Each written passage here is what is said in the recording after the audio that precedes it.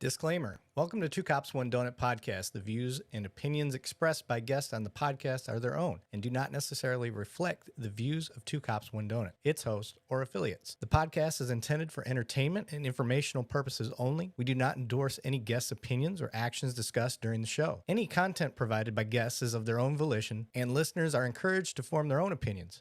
Furthermore, some content is graphic and has harsh language. Viewer discretion advised and is intended for mature audiences. Two Cops, One Donut and its host do not accept any liability for statements or actions taken by guests. Thank you for listening.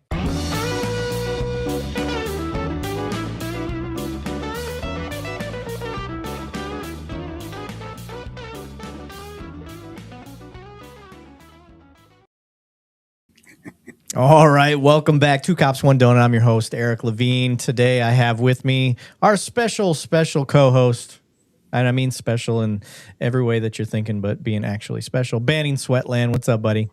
What's up, brother? How are you doing?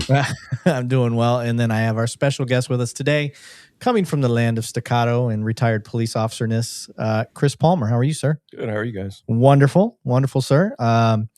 Chris and I have been sitting here, setting up, bullshitting, chit-chatting, getting ready for the podcast. And I got to say, guys, I'm already like, you know how when you watch Star Wars, and I like how I always reference Star Wars, but you know how when you watch Star Wars, like you feel that aura coming from Obi-Wan, like that. I feel your firearms instructorness. Like I feel that aura. Like I'm like, this guy could shoot any gun and just shoot perfect all the time. That's You're how gonna be sadly disappointed. Definitely not a Jedi. Not a Jedi No. in the firearms industry. I don't believe you. You're humble. That's all that is. Humble, because a company like Staccato is not going to pick you up if you're not awesome. I think they got me for my looks. That was Fair it. enough. No. Fair enough. I don't know if you guys saw that thumbnail I put on YouTube. Like, I instantly fell in love. I was like, that's a gorgeous fucking man right there. And I'm not ashamed of it. I don't care. But no, Chris, I want to get to the firearm stuff with law enforcement and all that. But what I like to do is I like giving our guests a chance to kind of give their background, which got them into a life of service, because you retired from law enforcement. Yep. Just Correct? a couple months ago. Yeah. So something drew you to it. So I want to get to that. Before we do, I want all of our people watching out there that we are going to do our interview this time. We're going to go all the way through. We're going to talk to our guests, and me, Banning, we're going to bounce questions off him as we go. Maybe he bounces some questions off of us, but then we will open it up to our audience to ask questions. So make sure if you guys do have questions, don't feel bad. Put them in the comment section. Banning's going to try to keep those all together for us. And we want this to be about our guests at first, and then we'll get to y'all. So that's how the format's going to be tonight. And tonight is all about law enforcement, use of force, and firearms instruction stuff. So that's, if you're listening to this later, that's what this one's going to be about. So Chris, without further ado, sir, I want you to kind of give us a background about you. What led you into a life of service? I think it's because I didn't know what the hell else I wanted to do. That's fair. My dad was a cop in Tempe. So growing up with a dad as a cop, I would go, like once I started driving, I would drive to his substation after school and then jump in his car with him and drive around and do ride-alongs. Oh, that's awesome. I'd bring my friends, like we would go, hey, let's go ride with my dad. We're in high school, we'd go cruise around. Shit we could do back then. Yeah.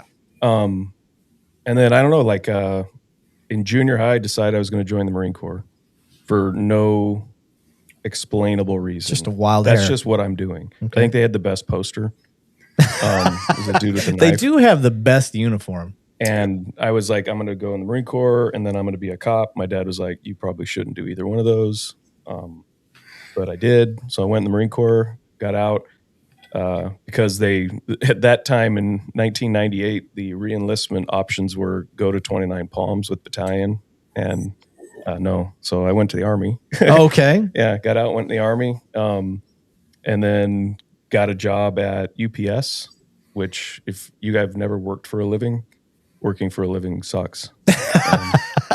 That's why being a cop's awesome. It is. It's like blue welfare. Yeah. But no, then I got offered the job at Phoenix PD and I took it in 1999. Okay. I was there for 26 years. Oh, so you were a cop during 9/11. Mhm. Ooh, what was that like? That was it was busy, but it didn't seem like anything was different. Okay. That was a weird time. Yeah. That was a toss up of guys going, do we go back in the military? Do we stay here? Like in that time in Phoenix, it was exceptionally busy. Okay.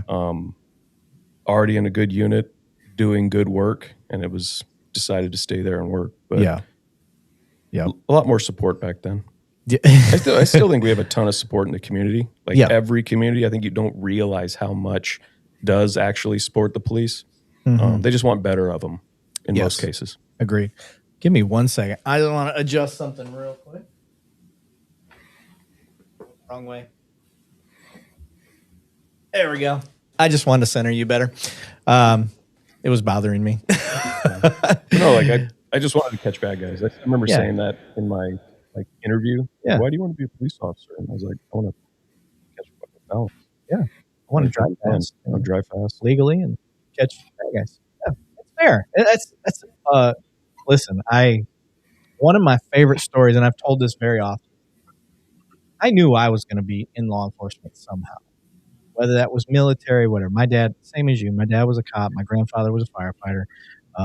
One of my, closest family cousins was a state trooper. It was all over. Cousins and whatnot were all military, and I love the respect that they got at family events. Like when you were a little kid, like you had family members you had to look up to, and the ones that everybody seemed to respect were somebody that was in a first responder military role.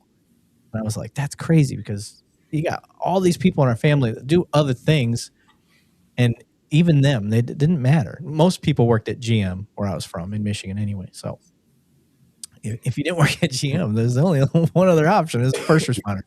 And in that, I really loved how they got all that respect. I was like, I want to earn that same respect. How do I do that? Well, growing up in Flint, I'm not sure if you're real familiar with Flint. Don't drink the water. Don't drink the water. Yeah. The police there were not the best. They were pretty bad. My dad was a cop down here. And I didn't grow up. I lived with my mom and my stepdad.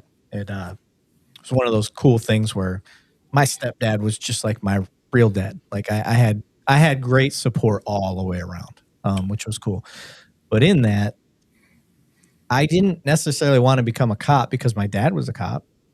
It was more chasing that respect. And as a youth, where it was very popular to hate police in Flint, especially with NWA was super popular, all that rhetoric was out there, and I was right there with everybody else. Fuck the police. And I still love NWA. I still do love NWA.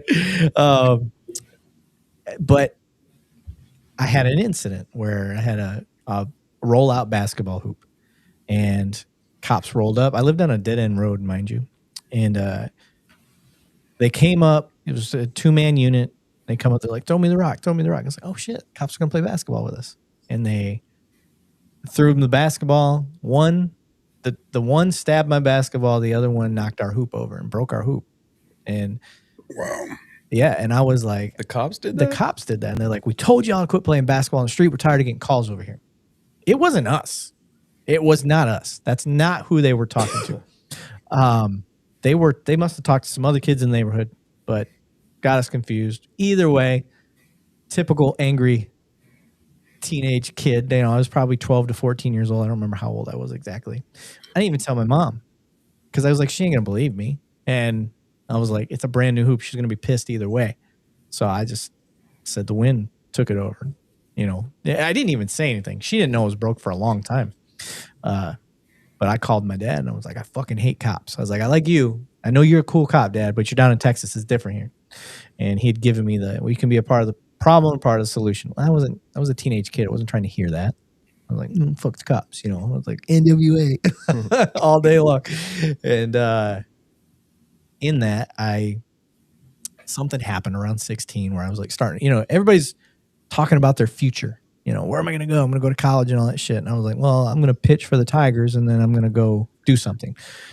And that didn't work.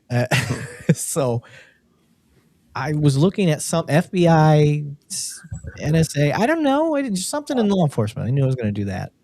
And the easiest path there was the military. That's the best way to get out of Flint. I wasn't sure if I was going to do the Marine Corps like an idiot. like when I was 18. You know, I was like, I want to do the toughest thing and show everybody. And I'm so glad I decided to do a little bit of college first and then kind of like wise up to the world and then ask family members for advice. And even the Marines were like, go Air Force. I was like, The Marine really? Corps was so fun. I was like, really? Air Force. And they're like, what do you want to do? I was like, I want to be a cop. They're like, go Air Force. Absolutely. Go Air Force. Like, okay, we're going Air Force. So I say all of that to come back to cops. We do tend to have the similar story when we get into law enforcement, we get into a life of service. And I don't think yours is any different. But one of my favorites is a guy that was in my academy class where I'm currently at now. He joined because his roommate was joining. And his roommate and him went and took the civil service test together. He ended up scoring really high and his roommate didn't. So he got an academy class and then his roommate ended up getting an academy class like a year and a half later. But he's one of my best friends in law enforcement who never wanted to be a cop for any other reason. Like, seems like a good idea today and my friend's doing it. Hey, you want to go be truck driver? And he ended up being he was a great detective. He was a great patrol officer and he's an awesome sergeant. Like, you just don't hear that story of somebody that zero interest in becoming a cop and makes it success. I like, so I just left. When I retired, I was at the academy teaching firearms, right? So we'd get, of course you are, 40 new recruits in there. And we always tell them like, hey, we're the cool uncles. Like this sir stuff is stupid. Stop. You know, right. You don't need to walk around like a bunch of nerds with us. Just get up here. Well, you don't want them on eggshells. No, I just wanted to hang out and have a good time. Relaxed. I wanted to learn. Yeah. Hold on. Before you go farther, can you explain to people that are listening why we foster that type of environment for firearms instruction? I believe we should foster it for all types of instruction. But Agreed. Specifically in firearms, you can have people have an emotional response while they're out there. And we've seen it where it's just too much going on. You have people who have never touched a gun in their life and here they want to be the police, right? Right. And you can look at that and be like, you're an idiot. Or you can go, hey, maybe they're like your friend. They never thought of this. They want to serve. They have more than likely a naive and kind of pie in the sky, rose-colored glasses of what the job actually is. Yep. But there's no need to shit on them about it. Like, let them experience it and try to make it as acceptable as possible for them. So we're telling them we're here to teach you a skill. It has nothing to do with killing bad guys. And my buddy Matt and I have discussed where like shooting has nothing to do with killing. It's just the use of a tool. We're trying to get you to use a tool at the optimal level you can. At the appropriate time. Now, if and when you make a decision to shoot, which is other training, this is the way we'd want you to do it.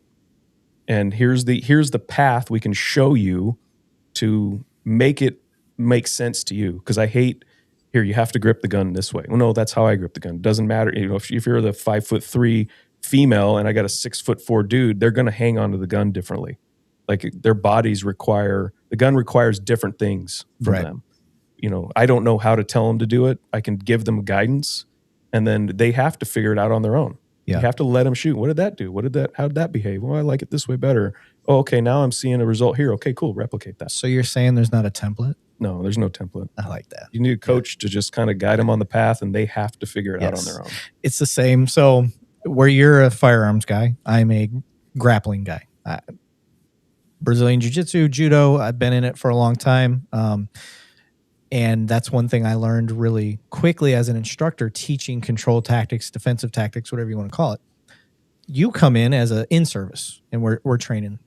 You've got limitations. You've got a bad rotator cuff. You got a bad right hip. Like there's certain moves and things that you're not going to be able to physically do. You just don't have the mobility.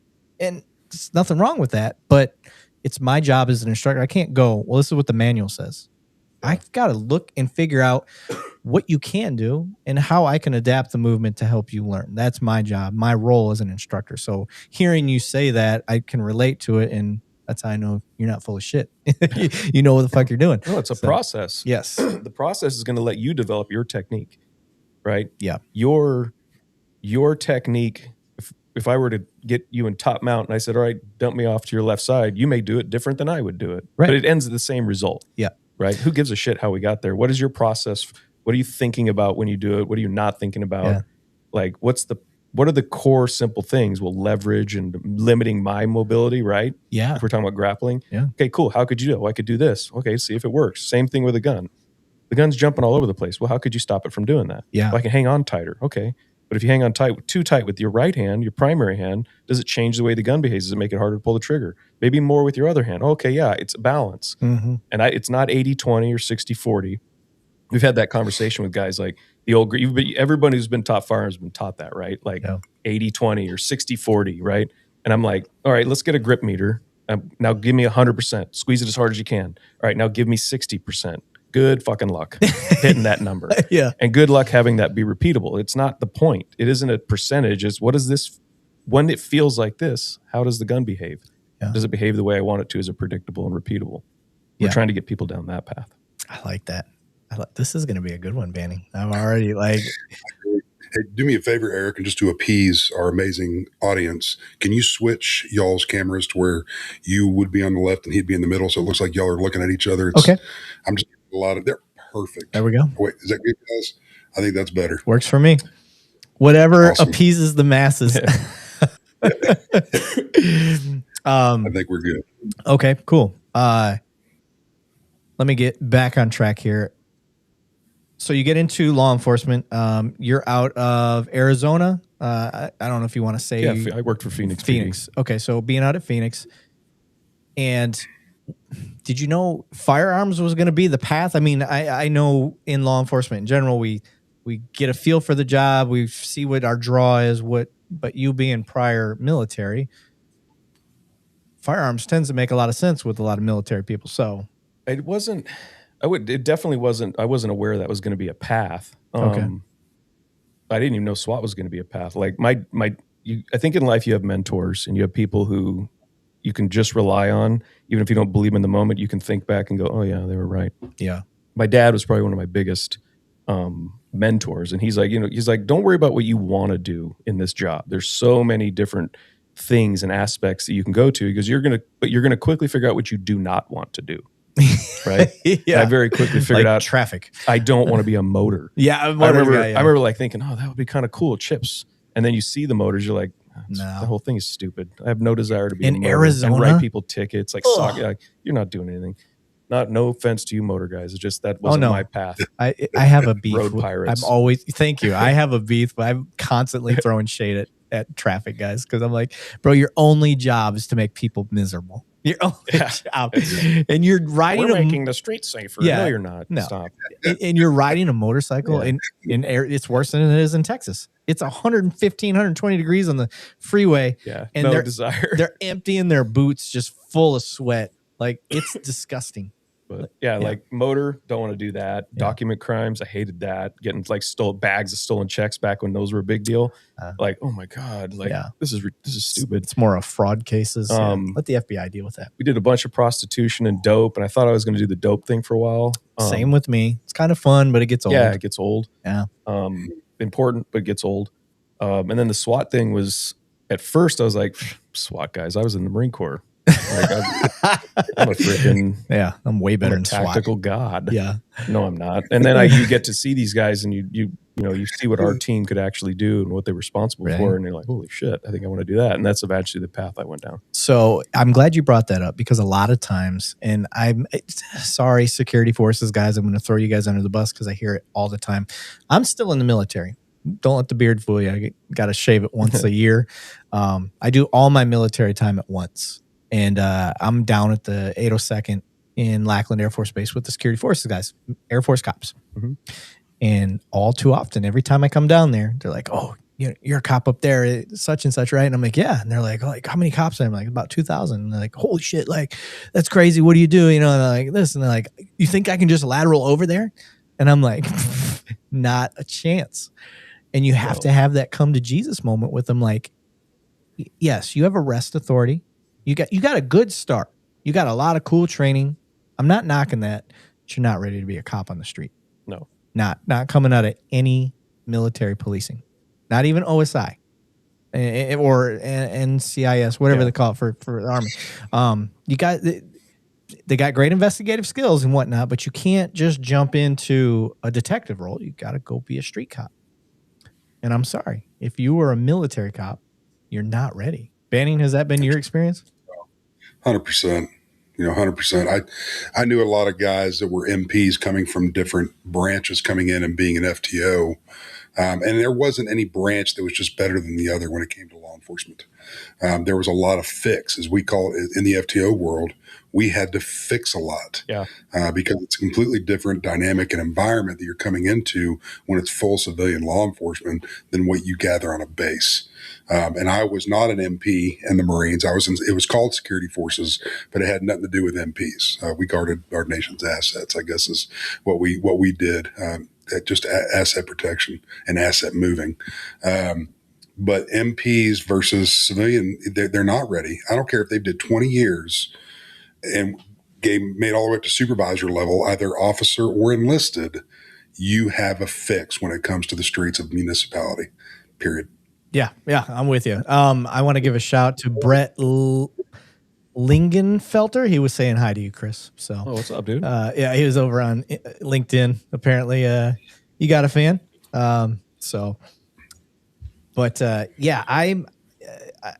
I keep putting this out there to my security forces guys. Like, yeah, you're not ready to just step into this role. So for you going in, I could see how the mentality is like, oh, I'm a fucking Marine. Like, that's what we do.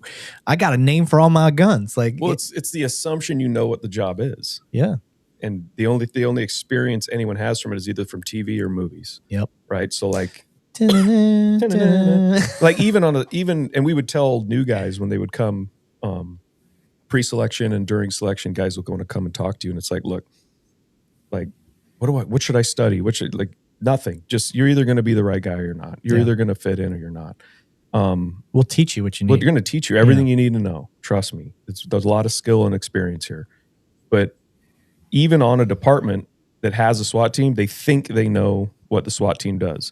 But you know as much, like that's like thinking you know what the sex crime detectives do. They're lazy. All they do is go to lunch. No, they're doing a lot of other stuff too. And the same, even with the traffic guys we want to pick on. I'm sure setting up when the president comes to town, like setting up which road you're going to block and all that's a pain in the ass. But like you don't know what a job is until you've been in it and actually experienced it. Yeah. You have your assumptions.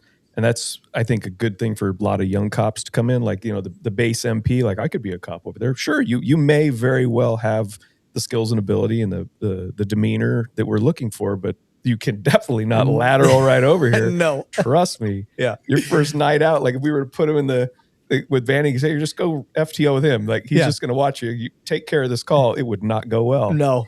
You'd be like, let's start simple. Let's just do a traffic stop. And they're like, all right. And they just pull a car over and you're like, what'd you pull him over for? Because I felt like it. Yeah. Well, you do realize we're not on the base. You can do that on a base, but you can't do that here. Yeah, exactly. Okay. So I want to kind of go down your SWAT role. So you decided to go for SWAT. Mm-hmm. Now, what year was this? 2005 was my selection. Okay. So in about 2005, I'm sure training has changed drastically even now since body cameras are a thing. They weren't a thing then. And being able to see yourself going through shoot houses and whatnot. And like people, they don't understand, like technology has changed so much over just the last 5 years of how we are able to train and get better. Now we're going all the way back to 2005. You guys got to remember in 2005, you didn't even have an iPhone yet. I don't think iPhones came out till 2007. So you didn't even have an iPhone, guys. And so you're back in 2005, which people need to understand with SWAT. When you're the new guy, you're the fucking new guy. And you're doing all the shit jobs that nobody else wants to do, at least at major departments. Phoenix is a major department. But what was your experience like as far as the tryout, the selection? Because I definitely want to know like what it was like to be selected at a major department. That's a big deal. It's one thing to get selected at a small department because you know who your competition is. There ain't a lot of people. Most people probably don't even want to do it. It's just, but at a major department, did they have a dedicated SWAT team? Yeah, it's full time. So you got a full-time SWAT team, which is a whole other ball of wax. And you're going against people that, how long had you been on the department? Since 99. So you probably had some good competition going on. So what was that like? I was told I had zero chance because I only had 7 years on. Which makes sense. That is a normal, usually it's 10 years is about when they start any big department, guys. Yeah. Back in the day, like now we're taking younger guys over at like right at 3 years and 4 years. But they've basically been groomed and they're brought up like, this is, you're going to go test and do this. Groomed in a professional way, guys. Yeah, not in a gross way. Not in a gross We're the cool uncles. No, but clarification. Yeah, I did my 3 years in patrol, which was just hair on fire, like getting in trouble, like often, but not bad. I never got in trouble. Right. I never got busted in trouble, but I got talked to. You weren't violating rights. You were just, I was violating rules. Yeah. Like, but I didn't even know. Yeah. Like, so Terry Rose, one of my first sergeants, and he, like, conversation in a parking lot after I chased a car and chased a guy and tackled him and put him in my car, and I wasn't even really sure why. He's like, "What did I tell you about chasing cars, Chris?" And I'm like, "You told me not to chase him." And he's like, "Okay." And he just walks away. And I'm like, I think I've told this story before, but it's like, all right, I think he's serious. I probably should not do this again, or it's going to not go well. Right. Yeah, like just getting after it, like chasing bad guys, getting into as much as possible. That's writing awesome. good reports, putting dudes in jail, and then making it to a net team and getting like a little bit of freedom where you can be kind of plain clothes and go sit on dope houses and pick up prostitutes and buy dope and do all this, and then eventually go to SWAT. But I worked on enough smaller things with those dudes where we had some kind of armed robbery capers, and I worked with a buddy of mine who was on the team and got to meet them a little more, ride with them a little more, and then get involved. They got involved in a shooting with me in the car on a jump on these guys that were doing armed robberies. And I didn't shoot. And they were like, "You did a good job not shooting where you were at." Oh, because it was tactically not. It was not a good idea to shoot where I was at. And I think that kind of helped them be like, this guy might work. He's got good decision making. Yeah. Yeah. The last thing you want to know is that you got involved in a shooting and the guy that's just behind you was the one that fired. And you're like, what the fuck? Yeah. Oh, this was you might have a dual street jump with guns going both directions. Oh, Lord. It was pretty fun. That's not. But I was like, I don't have anything to shoot at. There's bullets going, but like, nothing's good. Yeah. And I can tell people, like, I myself have gotten in banning, I'm sure can agree with some of this. I have gotten in trouble for putting myself in bad positions. One of my talking about dope, I first learned about setting up on a dope house. Well, I didn't really consider it that when I learned this, I'm with 2 other units, patrol guys. They're teaching me the ropes on setting up on a dope house and what to look for and how to make the contact and all that stuff when they leave the dope house and what you can look for and how to search and all that stuff. So I'm like, all right, this is fun. Let's learn this side of the house. Well, we did this for like 3 weeks straight. Cool. I got it. Cool. Well, now I'm looking at the clock and I'm like, I'm bored. There's nothing going on tonight. I'm going to go set up on the dope house alone. And guess what? I got into some trouble. So the Sarge is like, why would you set up on a dope house by yourself? I'm like, I don't know. I thought that's what we did. I was catching bad guys, Sarge. What do you want from me?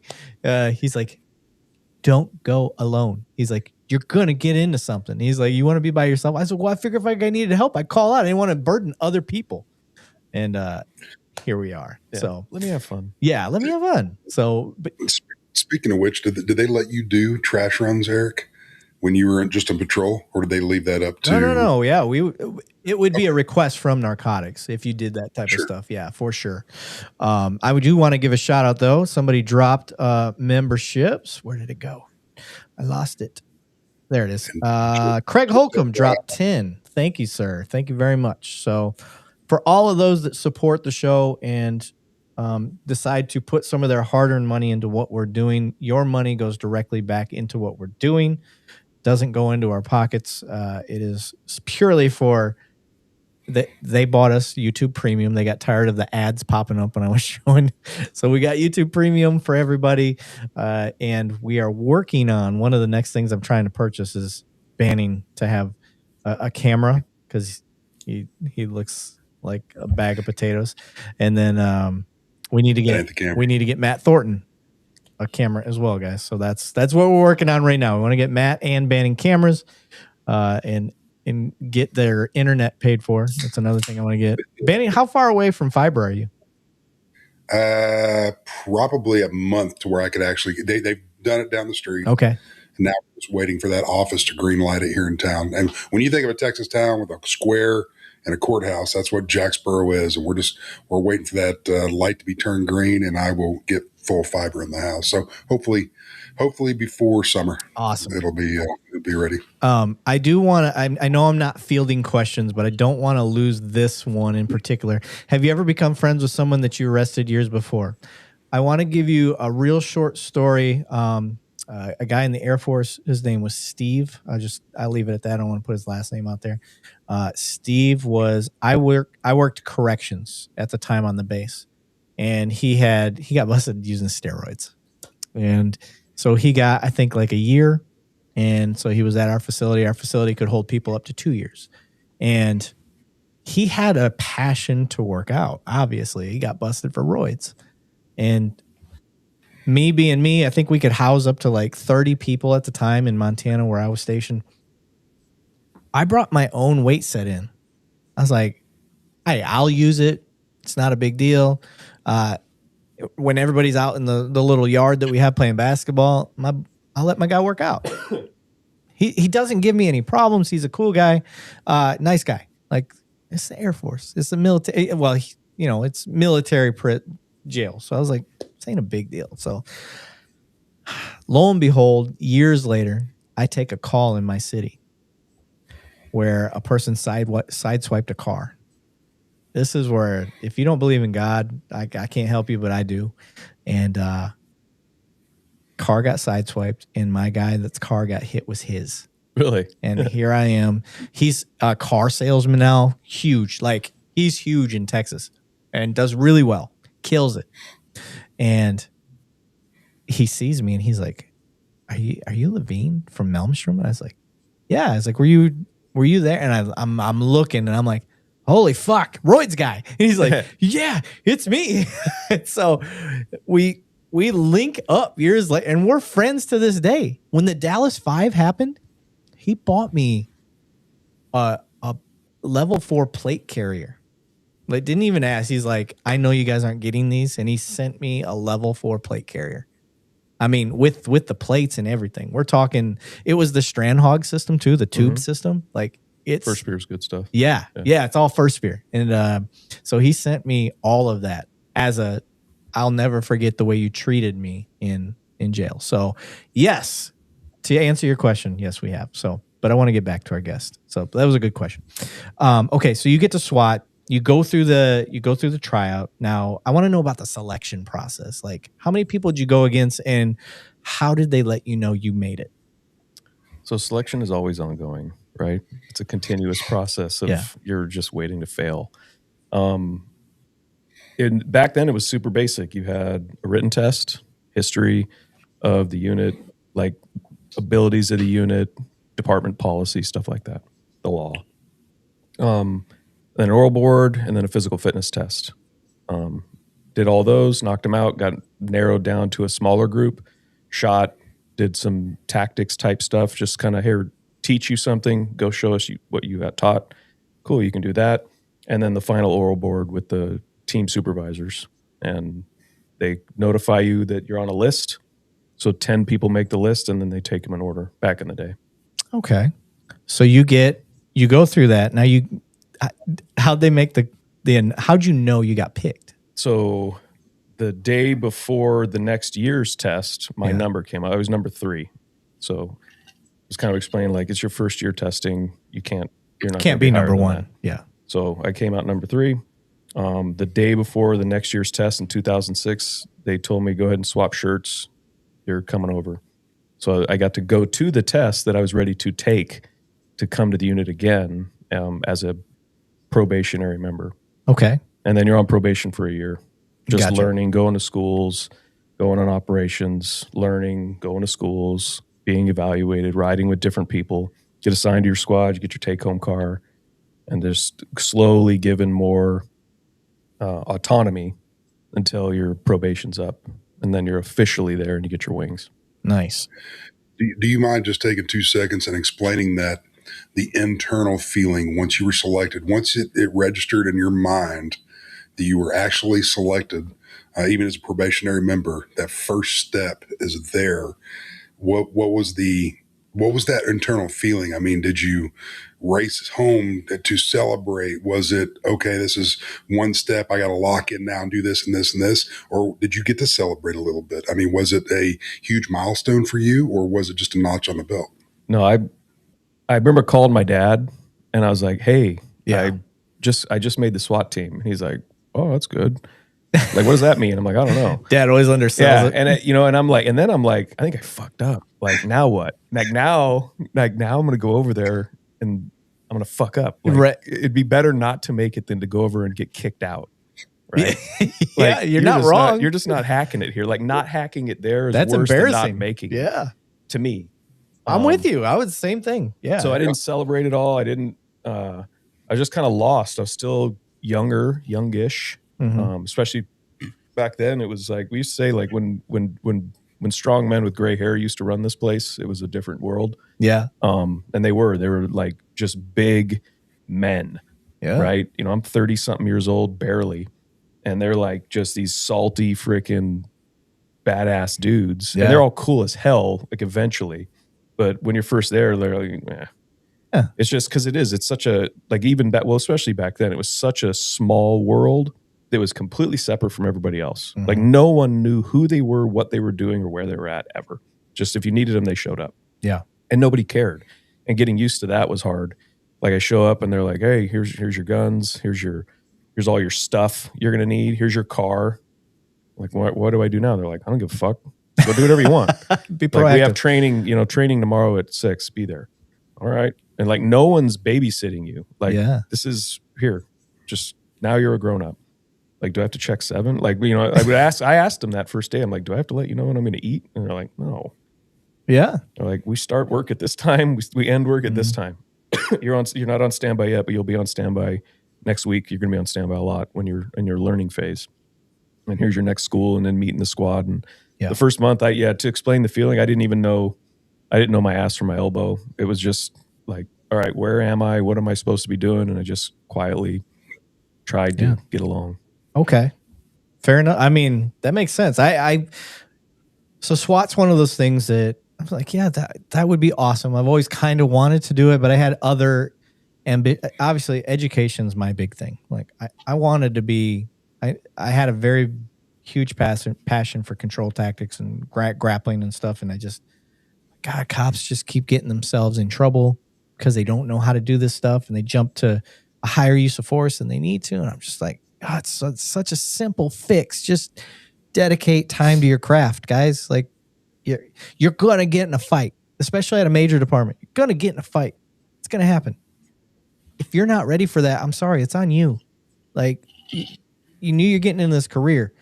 Like, getting in this career, like, your fitness should be a thing, right? No different than anything else. If you're going to go be a doctor, you got to do well in school just to get up to that. So to me, I think grappling should be a mandatory thing prior to becoming a cop. I mean, we've had that discussion on here many times, but that's the problem that I saw a lot of times was just, I'm like, oh, it's such a simple fix. And trying to push that educational mindset in everything that we do on here. So having you on and getting your experience and talking about, you made the team, but you're the water boy pretty much when you start out. And I want people to understand that from the outside at these major SWAT or major police departments with a full-time SWAT unit. One, that's not a common thing. So don't think that every police department has a SWAT unit. They don't. Major departments do. And then even when you get on, like he said, it's almost like you're on a professional sports team. Yeah, it's not degrading in any way. No one's like, fuck you, rookie dummy, Yeah. Like, you do say stupid shit and they just look at you like, don't ever do that again. But it's very professional, it's much more mature than you're used to. Yeah. Until you get, friendly with everybody and you realize they're all just a bunch of grown ass boys as well. Yeah. But it's still, you are getting the water. You have your great idea nobody wants to hear. And maybe that's bad in a way.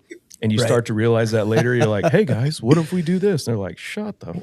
You think you're the first one to think of that? Oh, wow, you're a genius. Like, we tried that 10 years ago and here's why we don't do it. But at least they would explain it. Yeah. Hey, I understand what you're thinking, but we don't do it that way because of this. Yeah. Oh, well, I didn't know that. No shit, you didn't know that.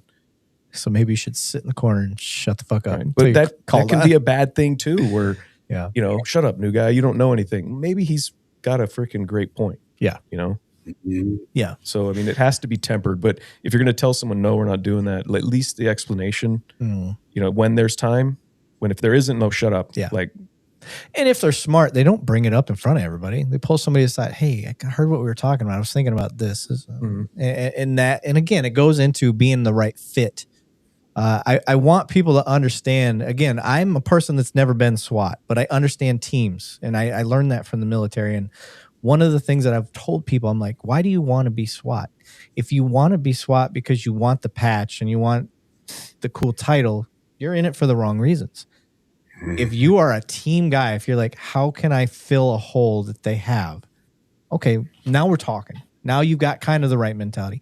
I knew I couldn't dedicate the time that it requires to do that job and be a benefit to a team. So I never did it. It's not fair to them, because you can fool them. You can get in there and kill a shoot house real quick and be awesome. And, you know, you're a fitness guy. So like, yeah, he works out. He does this. He does that. And then you get in there and turns out you're a lazy ass.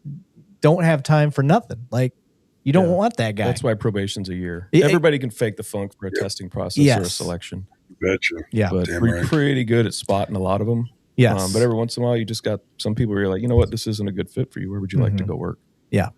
And for me, I knew that about myself. I'm a dad, you know, at the time I was like, if I was single, fuck yeah. Like, but once I became a dad, things just kind of changed for me. And I was like, it would be fun, but that's being selfish. And I shouldn't do SWAT because it's fun just for me. I need to do it because it's a benefit for the team. And if you have that mentality, I'd say you got a good head start on SWAT. Yeah, I burned out on it 13 and a half years into it. You did 13 years of SWAT. Holy shit. That's not burning out. That's a long time, though. That's good stuff. I bet. So tell them what, I want people to understand when you sign up to be SWAT, tell them about being on call. Tell them about how a shift can go when you go from one barricaded subject to the next. And it's either come in and work out in the morning and do nothing and hang out or go shoot. Everybody gets, you know, allotment of ammo. Nobody tells you what to do. You can shoot on your own. Squad shoot for every week. You know, we're going down to the shoot house. I ran the breaching program and high angle program, so we'd go down and high angle, like rope rescues. Oh, okay. Fire department technical rescue, and then we did like high angle assaults for like bridges and hotels and everything else. So heights. Fuck that. No. No, thank you. But then the breaching stuff would be like, I want to go. My partner Nick and I would go. You know, Mark, we'd go. Oh, let's go practice. Let's go play with a new idea. So we'd have offsite buildings, like 250,000 square foot offices. We'd go in, get our explosives, just call the city we were in and go, hey, we're going to be here doing this. We'd go in there and experiment. What works better? What does what to what? Can we get away with this? Can we move this here? And we would just practice on charges and then drive home. I mean, that's the fun part. That's the fun part. Yeah. But yeah, like get up at 3 a.m. because you know you have a 5 o'clock paper. Everybody's there to brief, and then that always goes long because we're on doper time or whatever. Yeah. And now we're sitting around sleeping in our cars, and then they call everybody out. We brief it. We hit the house, and then they're like, hey, we have another one. So you do like 2 or 3 papers in the morning, go get some food, grab a coffee, whatever. Then you got to hold over for a paper with the night squads at that night. Then you go home, and if it's your standby week, you get called out at 1 a.m. for a barricade with nobody in the fucking house. Or, you know, a good one. It could be a crazy one, but yeah, you know, summertime, you're standing on the side of a building and it's 118 degrees and you're on the south side of a house for 6 to 7 hours waiting. Yeah. Just standing there, going through barrels of water. Yeah. And then being on call. Yeah. That's the other part. You could be out with your family having a birthday and 2 separate cars. 2 separate cars. You can't drink. And you're, again, traveling separate, and now the wife has to explain any divorces. Nope. Fuck, that's amazing for a SWAT guy. Yeah, that's amazing for a SWAT guy. Listen, SWAT guys get divorced very high, guys. I could have lost her. I got real lucky. Yeah, because it does. That's something I want people to understand. The job. You just married way up, and that shows it right there. Yeah, you got a good one. That's what happened. She's way out of my league. Yeah, she's pretty awesome. But I want people to understand SWAT guys, like as cool as the luster is from the outside looking in, from the inside looking out, from what I've seen in my own experience, they sacrifice so much, a lot, freedom. They sacrifice a lot of freedom. They have to be ate up about what they're doing for their team. So I give a lot of respect to full-time unit SWAT guys because it has a lot of luster to it. It's cool to be able to say I'm SWAT, but when you know what they go through and you see from the outside looking in, it's tough. It's a tough gig, and it's above and beyond the Call of Duty than just your regular patrol guy. It's above and beyond the Call of Duty, even when you look at it from a military standpoint, because you have to be sharp all the time. Otherwise, your partner's life depends on it. Yeah, it's not. And my friends and I will talk about like the whole "you're SWAT or you're not" thing. I hate.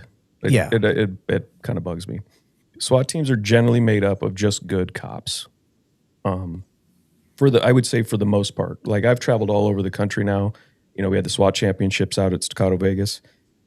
Just incredibly good dudes who are on a SWAT team. Some of them very small, right? Like, and you can like pick on a part-time team if you want, like, oh, they're just a part-time team. Well, some of those dudes take it so fucking serious and they're so good at their job. I've seen guys on full-time teams who just don't respect how much they have, like the amount of money that's just spent on them and the freedoms they have, and they can do whatever they want. We got this. Oh, we just bought a Rook. We got explosives. We got helicopters. We got thermal. We got, the highest end stuff on the planet. Cry is your uniform. They give them to you. Like, you get to wear Cries. I could care less about that. But in general, the most productive teams who have actually had bad experiences, like done a lot of work, realize that like you have to just be good. Like, you got to be a good cop, but all the skill sets that you need and the reliance on the other guys has to be there. Yeah. Like everyone is overdue for their own terrible day. Yeah. Right. We had a bunch. We had a whole bunch of, everything has a street name, like 14th Place, 85th Drive. Like, everybody remembers the big ones. And it's like, when you're faced with that, what is your team going to do? The team, like, it doesn't matter how good you are, but if your team isn't capable of it, like, maybe you should rethink and reassess what you actually intend to do with it. Because it's like everybody has a plan until they get punched in the mouth, like Mike Tyson. Yeah. When your teammates get shot, when you get shot, what is the plan?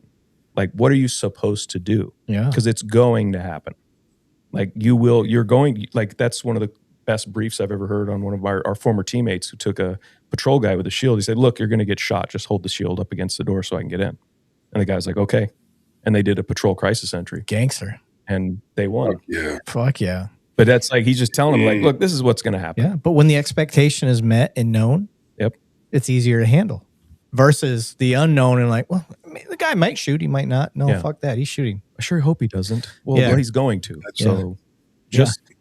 That's what you took the oath for. For somebody to react like that quickly and get up there and do their friggin' job, I commend the heck out of that, man. You have a lot of fake ones out there. Yeah. You know what I mean? And we all know what I mean by that. You got some out there that claim the title, this and that, but they're not all that. Todd Pearson said, no, it isn't above and beyond the military, guys. The military makes a tiny percentage of what SWAT and average cops earn in just a year. That's not what we're saying. We're saying about the actual commitment and training that's involved. That's really what I'm getting down on that. So comparison's the thief of joy is like one of those famous sayings. Like, guys, like, I'm just telling, this is my views of the world, right? Like, cops got to stop swinging on the nuts of the military guys, and military guys got to stop thinking they're better than cops, and vice versa. Yeah. Like, that ain't the job. I was in the military, right? And I'm a cop. Mm-hmm. Like, if you were in the military and you like, maybe police work is a good job for you. Maybe it's not. But that I don't care. My buddy Matt and I say something like, all the things I've ever done are irrelevant. It's like, what are you doing now to help or make things better? Yeah. And that's kind of where I went into with Staccato now. It's like, I'm only going to be a part of this if we can keep doing good things. If we can keep this message going forward, if we can keep having, allowing me to come have conversations with guys like you and just, use past experiences to hopefully get other people to shortcut to not prosperity, but to efficiency, right? Okay. Help younger cops be better cops. Help the community understand, why do cops do this stuff? Yeah. And a lot of times, like, we don't have a good answer, right? Cops do stuff because they're dumb sometimes. They don't know any better. Well, how do we fix that? Yeah. How do we educate them? And then I think I don't know if I talked to you about it before, but like, it's one of my favorite sayings is there's three pillars on the stool to hold it up: policy, training, and supervision. Mm-hmm. Those three things right there have to be aligned and equal for the base to be strong. Absolutely. Right. And all of the other stuff, like when we get into the firearms side, all of the other stuff is so easy nowadays with technology to keep an eye on, that you can help supervise it and have policy that supports the training that these guys are doing. You can supervise, are they doing what we train them to do? Even in combatives, right? Even in simple, arrest techniques. We've talked to our guys a billion times, like the appropriate way to place handcuffs on someone is in an armbar. Armbar handcuffing technique. That is, I don't care if they're compliant. Then they'll comply themselves right into it. You don't have to hurt them to do it, but that's the right way to do it. Well, this guy, because it turns into that just hands behind the back thing, and then they grab a finger and the guy takes off running, right? Right. If you had gone to now your cuffs are in your hand, you weren't but it's like those things, like report writing, case law, decision making, all these other things, driving, can all be reviewed constantly by the supervisor. So when I was part of the use force review boards, that's where everything came down to. I'm like, we have a supervisory issue here. Like, this is not the first time this guy has acted this way. Has it ever been addressed before? And a lot of the ones, I think a lot of the viewers talk about, like, you see the clips of a cop acting like an idiot.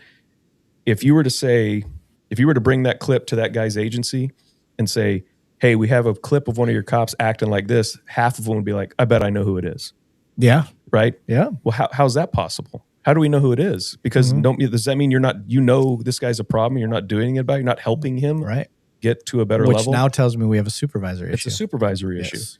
So like, even the combatives, like if you see a guy getting a fight and he's just doing his best, isn't the time to pull him back in and go, you fucked all this up. You should have done a omoplata, right?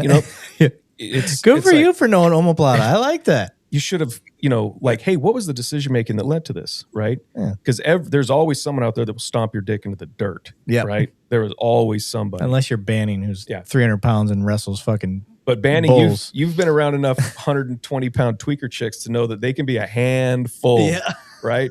They can bend like Thriller, like Gumby, So like all those things we can continually keep an eye on, and I think that's the coolest part about technology, that it gives us an opportunity to bring someone in and go, hey man, I reviewed some of your BWCs, saw you were on a shoplifting, the other week, and your handcuffing techniques were not up to standards. Yes. Make sure you're doing this way. It's going to give us an advantage, and it shows the department's trying to help them out, because all those things can be trained, but the one we don't get to see is shooting. Like, it's just when it happens. And in my old department, I think it was at 160 OIS, post-OIS interviews of my department for when I was in firearms, and bring them in, watch their video with them, have a talk with them. What are you thinking? Like, what about here? And it's like, man, this and that. And like really get some insight into what they were feeling in the moment, what was successful, what wasn't successful. And then use that information in training to go, what are we doing now that works, right? He's telling me, yeah, we did this in training and this was helpful for me. What are we not doing in training that they're doing that works, right? Because it doesn't mean it's wrong, especially in combative side. And then what are we doing in training that clearly doesn't work? Like, we're teaching them this, but they never do it. It doesn't happen. It's a waste of time. What can we be using it better for? It's just actually no blame being placed, taking it all back in and going, what do we do that actually helped him in that? Or did he survive that on his own? And we try to tell him, we're like, you don't ever get to what if you're shooting. Every guy would tell that to you. You don't get to what if it. You don't get to say, well, if I had done this, this would have happened, right? You can't say that, because if you say, well, if I had done this, and I'll say, well, then this would have happened, right? All you can use is to identify options. That is fine. I could have done this and I could have done that. Cool. You just leave them there. Don't suppose the outcome. Don't fantasize the outcome of what would have happened if you did it. But it's good to identify other options. Which is counterculture, because what do we tell rookies? To play the what if game all the time. But it is counterculture, but it's also, for that part, before something happens, what ifing it, I think is helpful for them. it's after you shouldn't be what ifing it, but that's what gets done to them. Right. Well, when I started up the 40 mil program, we 40 mil this guy on the side of the road. He drops. They take him into custody. We had a chief that didn't like it. Why didn't they go put hands on him? So what would you have him do? He's screaming, drunk guy in the middle of the road. They tell him he's under arrest. If he doesn't put his hands up and turn around, they're gonna shoot him. And he says, "Fuck you." And then they shoot him with a 40 mil, and it hits him, and he falls down, and then they take him into custody. Well, I think they could have just put hands on him. I go, and then what does that turn into? Throwing 18 punches and broken hands on a gravel median in the middle of the road. And now it looks with a crazy drunk guy. Looks 10 times worse because you're beating the shit out of him. Yeah, in that case, no kidding. Like, don't what if? Yes, they could have. They absolutely could have gone up and said, "Hey, dude, turn around," and he could have complied. Yeah, but he's that's that gauging their capacity to understand, right? What is he telling you he's going to do? Then believe him. Yeah, right. You don't know him. You don't know him. Don't call him a liar. Yeah. Come over here, I'm gonna fuck you up. Nah, he won't. Yeah. He probably will. He's gonna try, and we don't want to deal with that. Yeah. Like, use your distance, time, distance, and cover, right? We harp on people about that, but I think cops, in one ear, they hear time, distance, cover means take more time, run away, and hide, right? That's not what it means. It means those are 3 things you can control, right? So we had DOJ come to Phoenix and sit in our less lethal class, and they did not like it. So I asked them, I said, can you define de-escalation? And they were like, "Oh, this." And I said, "You can de-escalate someone by shooting them through the face with a .308. That is de-escalation. That's not what de-escalation is. No, it absolutely is. It's taking a moment of crisis and bringing it back down to a baseline level, right? You think de-escalation means talking. It doesn't. That's crisis communication techniques are a method that could de-escalate something. Yeah. It could, but you also have the other person that's in this. And we have to weigh the community need against theirs and their rights. And if I'm screaming completely incoherent, drunk, talking to Elvis in the middle of the road, am I a danger to myself? Probably, because I don't have the capacity to understand what's going on. So maybe we can give that guy a little leeway, but we may eventually have to use force just to help him, right? Now, if I'm under arrest because I just beat up my wife, and now I'm standing in the middle of the road and I'm like, "Fuck you, I ain't going to jail." It's like, you are under arrest. We now need to effect that arrest. And I think that's what the community expects from us. Yeah. It is time to effect that arrest, not have a 2-hour conversation with them about and hope that it de-escalates just through time while we inconvenience the entire community by blocking off a road. Yeah. Because that hesitation ultimately leads to a higher use of force. And that's injuries goes up on both sides of the house. Yep. Chuck Eggert, I think, said it was, it's in appropriate amount of force used sooner tends to save us from using more force later. Yep. Agreed. Is he under arrest? Yes. Then go arrest him. Yeah. 100%. Sorry, it was a weird tangent. No. I get it. Yeah. I would like to, before we go down the Staccato path, I want to get into you being a firearms instructor. So you go through your SWAT thing. Obviously you made it. Congrats. Good job. I'm sure you got some cool stories from that as well. Maybe we'll get into some of those later, but I want to get down into the meat and potatoes. So, you transition. I don't know if you go immediately from SWAT to firearms instruction, but you get into firearms instruction, and in that you're able to see you're dealing with recruits and you're dealing with in-service. So as a firearms instructor in what year? About what year? 2019. Okay. So 2019. What did you notice with firearms instruction that were gaps in training that you saw needed to be addressed? So from afar, I'd always seen what I perceived to be gaps in training, right? Like our shoot house was down the back side of the range, and we would see them out there with recruits, shooting little line drills and stuff. And just really didn't pay it any attention. But you could see it was like, this is lame. This isn't what we're doing. Yeah. Like, why is what we do different than what they do? Right. Patrol. Patrol, in-service recruits, all that. Like, we know we're not more specialer, right? Like, but why do we do this? Yeah. Like rifle training for us looks like this. Why does it look like this for patrol? Handgun training looks like this for us. Why does it look like this for patrol? And then, generally it's the assumption of you could do better because you know all these answers. And then getting there is kind of like, it's again, I'm still the new guy now. So now I go to firearms training detail. Now I'm full-time training at the academy as an academy staff member. And it does open your eyes up. You're like, oh, it is different. This is not the SWAT team on this range. Right. This is people, some of which who, if you told them, look, you don't have to carry a gun anymore, they'd be like, thank God. Right. Right. Thank God. And most of them like, yeah, you don't need a gun. Right. And I remember having a detective get mad at me for saying, because I don't think all detectives need guns. Like, that's just my thought. Like, if you don't interact with felons on the street and you're out taking radio calls and all you do is paperwork, I know that's a lot of work. Like, it is different. But if you were like, can I hire a guy to do that job? And now we're hiring all these civilian investigators, right? Can we hire someone to do that job who isn't a cop? Yes. Then, but still, that's not the point. You are a cop. You have to have a gun. And we expect you to be at least this good with it. Yeah. But that care, right, of even the desire to be good with it is when I got to the academy, I'm like, there's people here who plan their failures so they have Christmas off. Like, how are these guys so good at scamming the system? I have not heard of that. So think about it. Like, you fail your pistol qual. Okay. Right? So now you fail it. You have to immediately shoot it again. Do your remedial. Yep. If you fail that, you have to come back the next day and shoot your third attempt. Okay. Right? So you shoot your third attempt and fail. Right? So now you can't be the police. Right? So now you can't have a gun. So you have to be off for 30 days or whatever it is while you do remedial training. Oh, right? My God. So you got your remedial training. You're riding the desk. You're doing whatever.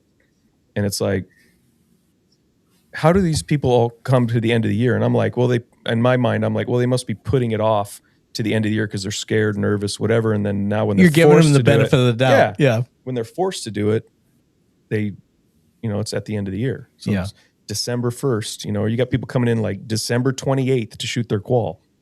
It's like, how is that possible? Yeah. And then I realized, no, some of these are they're on blue welfare. They're just lazy, don't care that this is part of the plan. They're not down for catching bad guys. I don't even know what their purpose is, that they get a paycheck. Oh my God. So then the question's going to be like, how or why you as a firearms instructor, how come you didn't get those people pushed out as cops? Unions. Oh, that was the catch. They're not that strong in Texas. They're not even unions, they're associations. Like, yeah, they have no power. We had Phoenix Law Enforcement Association. So it's not like it's like a bargaining unit, right? Yeah. And they were formed for a great reason, I think, like a lot of unions type things, and they still do great work. But it's one of those things where it's like, not everybody needs to be defended.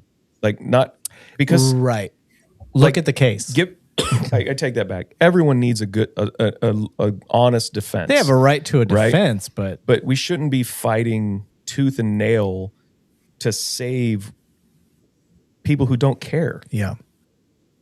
Like, from this job, I talked about on a live before with some friends that, like, that bottom 10% of your department, the slugs, everybody was like, God, if that guy was gone, nobody would know the difference. Right. Right. They shouldn't be there. They don't need to be there. Yeah. Your top 10% doesn't even need your help. They're just awesome.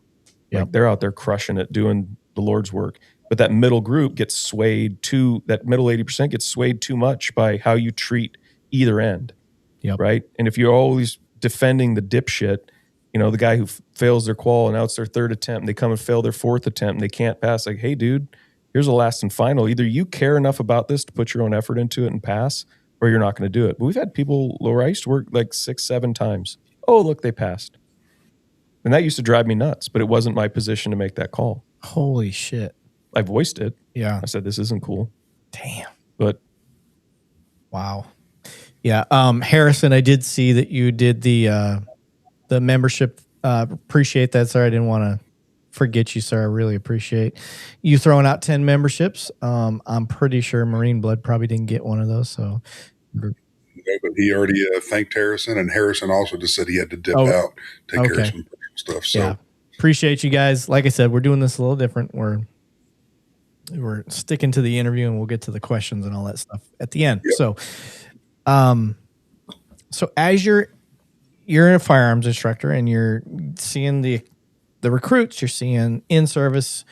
What were one of the things that really stood out with the differences between how they're not doing firearms training like you did in SWAT? Like, what did you notice? What stuck out just too much for you to keep your mouth shut that you thought needed to change? Because everything was about the qual. Just passing. Like, just get them to pass qual. Nobody cares. No, you'll see. No one cares. We had a lot of people that were like that. All right, because you were new too. I was new. Yeah. And it was one of those where like, these guys have been in firearms, living in the land of make-believe for 16 years or whatever, how long they've been down there. With just a terrible attitude about people. Mm-hmm. Like, all right, good luck with it. You're never going to get that done. Like, we had this old janky truck. Get with the boss. We need a new truck. Hey, let's get a hold of so-and-so. We'll get a new truck. We'll get it swapped out. Boom, done. Oh, good luck with that. Well, now we have 2 new trucks. It's like, dude, you just have to know people. Right. Know people, know who to call. Put an effort. And be nice enough to people. Yeah. And, bring them a Starbucks card and say, hey, can we get this taken care of? And it's the one phone call I made, and these are weird stories, but was literally like, she's like, you guys' truck has been overdue for like 3 years. Just no one's ever done anything. You just needed somebody to just someone to call down. We got a truck for you if you want it. Yeah, here's a 2020 whatever big Chevy liftgate truck. Great, we'll take it. Thank you. But yeah, just get them to pass. You can't do that here. Like I wanted people to start moving laterally downrange of each other and being able to shoot and move horizontally and just, get some movement going on the range. Yeah, and letting them experience it. But we can't do that with them. Why? Well, they're going to shoot each other. Well, better here than out on the street. Excuse me. With my family. Yeah. Excuse me. But it was like, you can't do that. Well, what about this? Can we do this? No, AZ Post won't let you. Why not? And everybody and I've talked about it on lives before, everybody wants to blame it on Post, right? T-Cole, right? For you guys. Oh, T-Cole says you have to do this. They won't let you do it. I bet if you called down and said, I want to do this, I'll write a lesson plan for it. The answer would be like, yeah, go ahead. Yeah. It's as long as you're nobody wants to champion the cause and they don't want to do the legwork, so they try to find a scapegoat. Yep. Everything was blamed on AZ Post. AZ Post was tremendous. They were awesome. Yep. It's like, we're going to start doing this. Yeah, go ahead. We don't care. Meet the minimum requirement of hours. Yeah. And make sure you hit all these court mandated things. Shooting at night, shooting at moving targets. Make sure you do all that. Shooting on the move. Can we do this? Yeah, that's shooting on the move. Go for it. But it was that one lesson plan that was written forever ago by ye old firearms instructor. And it was like, that's how he did it. That's how we have to do it. Right. That's how we always done it. Yeah. Press. Yeah. Let's get them shooting. Yeah. Let's get them experiencing. Let's see what the wheels fall off. Like, this is what out of control feels like and looks like. Now, what does it look like when you get back into control? So if and when is it likely that might happen to you in a moment of panic when you're walking in the alley and the guy jumps out of the back of a garbage can and starts literally shooting at you, that you might go, oh, fuck, and like pull your gun out and shoot real fast. Is that possible that could happen? Yes. So we want you to recognize that's probably ineffective. And what does effective look like? It feels and looks more like this when you're getting hits. And that doesn't mean slow down and get your hits. It means be in control and understand and feel what control looks like, because it's going to give you a better result. Yeah. Yeah. I think one of the best lessons that I learned from a mutual friend of ours, Chancey Pogue, was while we're learning the red dot, he's like, who here has been told not to slap the trigger? And so I was like, fuck that. I've been taught that. 20 years of law enforcement, that's all I've been taught. And he's like, come here. So get out on the line in front of everybody. And this is the mark of a good instructor. He will put himself on the spot. And he goes, I'm going to hold the gun.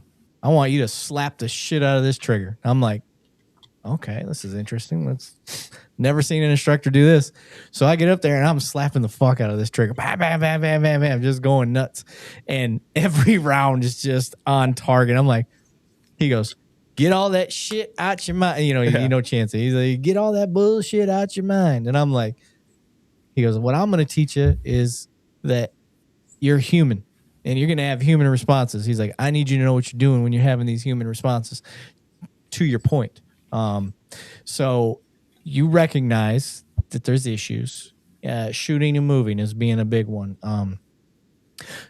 Can you kind of talk about the commonalities in shootings that are involved out in the field versus how we train? Does that make sense? Yeah, there's really no commonality. That's none at all. The commonality of shootings I've observed and interviews that I've done are everything is fast as hell. Okay. Until they get back into control.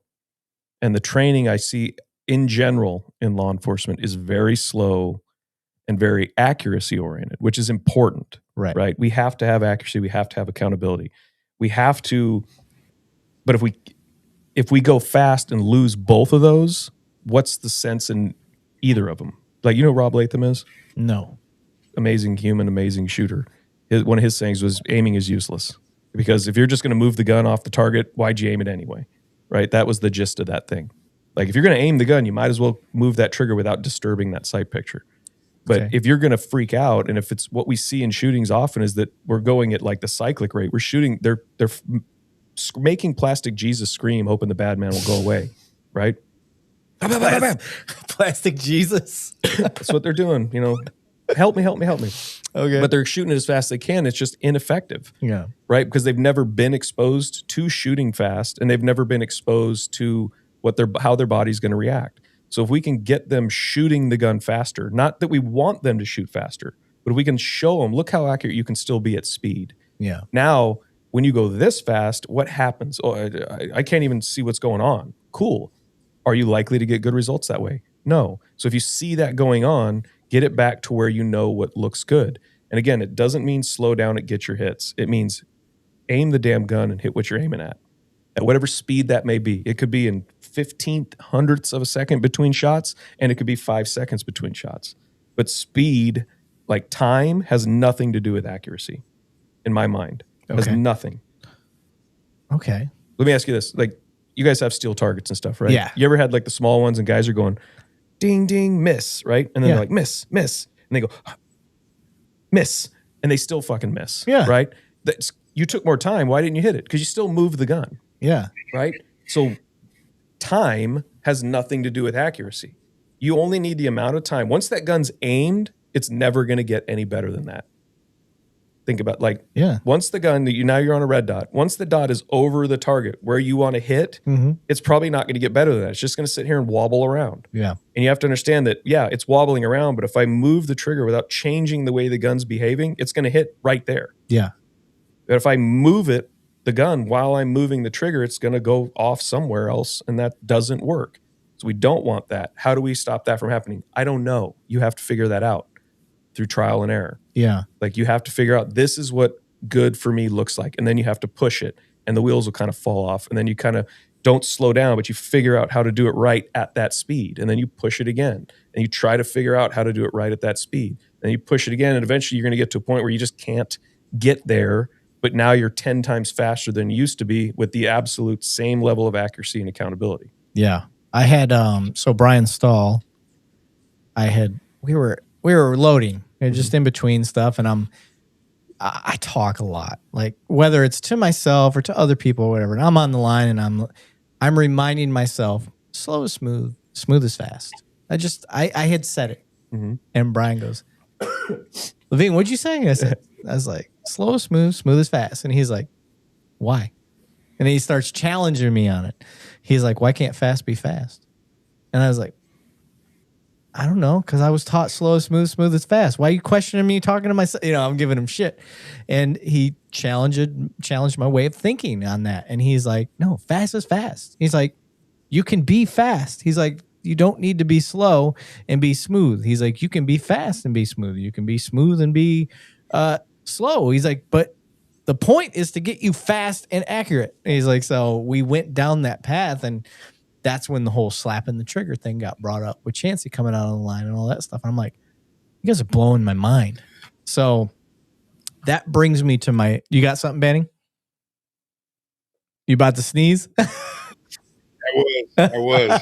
Yeah, we're good. Which kind of brings me around to my point. Shit, I just lost my train of thought because I was looking at you trying to sneeze. What we were talking about, slow, smooth, fast, transition. Oh, trainers. So here you are, you're an instructor, you're noticing issues. Something that I really like about you, that I learned from Brian, is that you guys got like this coalition of instructors across the fucking nation that nobody's heard of, like I hadn't heard of. And you guys are changing training across the nation for law enforcement. Can you kind of tell me how that developed and how you got into that? It's our little secret squirrel group of instructors is literally across the country. And it's dudes who work at academies in a firearms instructor role, put together by a mutual friend. And it's just, hey, we're running into a problem with this. How did you guys deal with it? And you can get answers from Phoenix, Dallas, San Diego, LA, Nashville, Miami, DEA, FBI, like all these different, even more than that, Canada. Here's what we did. Here's what we're doing. This worked well for us. Cool, let me try it. Right? I wrote up a new rifle qual, sent it out to the guys. Have your guys run this. What do you think? So other agencies are running your the guys qual. will just run it to do it, to shoot. That's right? Awesome. The distinguished marksmanship program. Like, do you guys have where you work, do you have an expert shooter? Yes. All right. Can you miss for an expert? Pretty much not. So it's 100%. Yeah. Right. So ours used to be you had to shoot 90% 3 years in a row. I'm like, that doesn't make someone an expert. No. That you can miss. So like, how's that an expert? So we didn't want to complicate things, but we just took the regular AZ post qual, but we shrunk the target zone down to a 4-inch circle and a 2-inch circle. They're already on the target. Just shoot at those when you shoot your qual. So now you're shooting qual at a finer target area. And if guys can score the standard for that, then they get their expert pin and a shift to PA time off. So we give them a shift of time off. Oh, nice. Because you can't give them money, but you can give them time, which is like money. Yeah. But hey, here's a whole There's shift. an incentive there. Here's a whole shift off. So like 5% of the department gets that. I would never. Well, now that red dots are a thing, I would get that.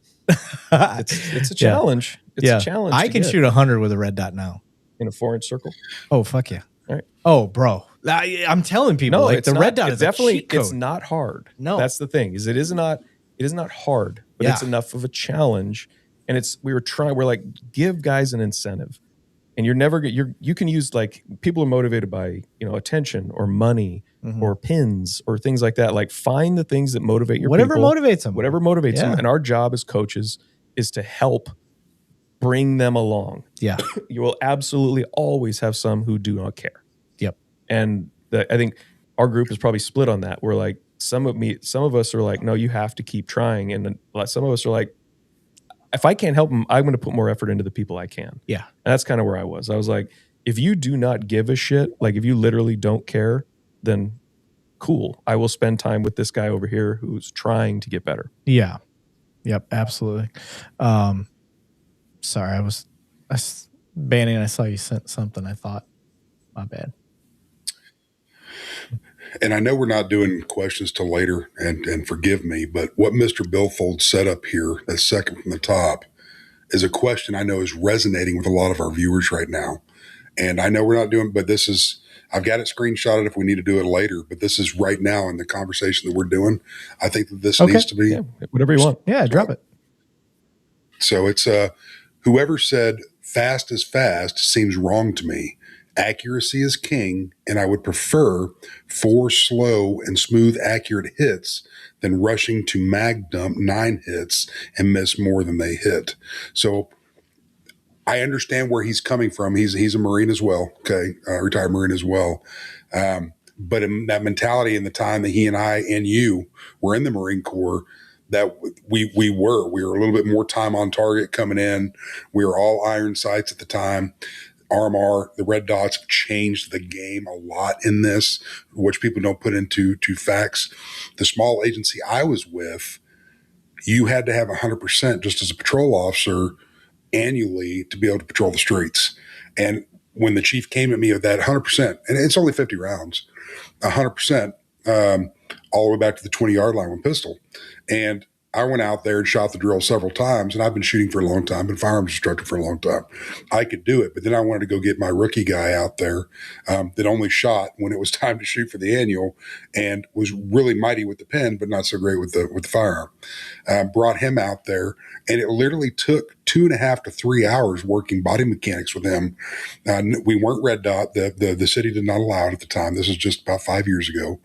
But however, even with iron sights, I was able to get him working with body mechanics to get that 100%. So to Mr. Billfold, even at a small agency in North Texas, I was able to get my guys to shoot fast while being accurate with body mechanics, different than what you and I and Chris and everybody did in the Marine Corps back in the 90s. But Chris, if you wouldn't mind shedding some light on that question, I don't know if you can see it in front of you. No, I don't have it up there, but I think I got the gist of what you're saying. It's not. I just think it's a wrong way of thinking. That's as blunt as I can put it. Speed has nothing to do with accuracy.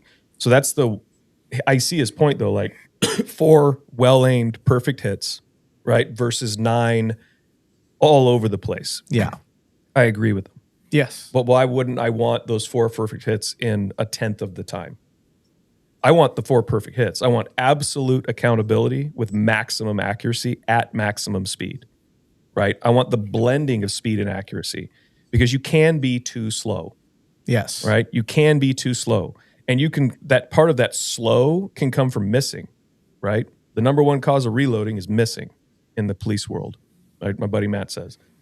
But that idea that I think that's where it gets lost is we're not trying to teach cops to shoot the gun fast. We're trying to show them how fast and accurate they can shoot it. And then to blend using those different schemes at different distances and different target difficulties. What do I need to see to be perfectly accurate at speed? I need it to look like this. Yeah. Right. So that the competitive side of it, we're really trying to push practical training with law enforcement, like practical. And I say this every time I do like a talk of these. Practical shooting is not competitive shooting. These are just my words, right? Practical shooting is not competitive shooting. Competitive shooters train in a practical manner to get better at their sport, right? Practical shooting is what helps them be good at their sport. Practical shooting is what increases survivability in law enforcement. I believe that wholeheartedly. Using those methods of balancing speed and accuracy, where absolute accuracy, absolute accountability, and absolute speed all get blended together the best they can based on the individual's ability, I think is going to be huge for us. But we have to let them explore and let the wheels fall off so they can recognize it. And they can actually see at 25 yards, in a man-sized target at a distance like this, I need the world to look like this. And when I'm firing the gun, I need it to be recoiling in this manner. If we're at your distance, you and I are a couple yards apart, I can shoot the gun as fast as I want to, and I'm not going to miss. Yeah. And still aiming.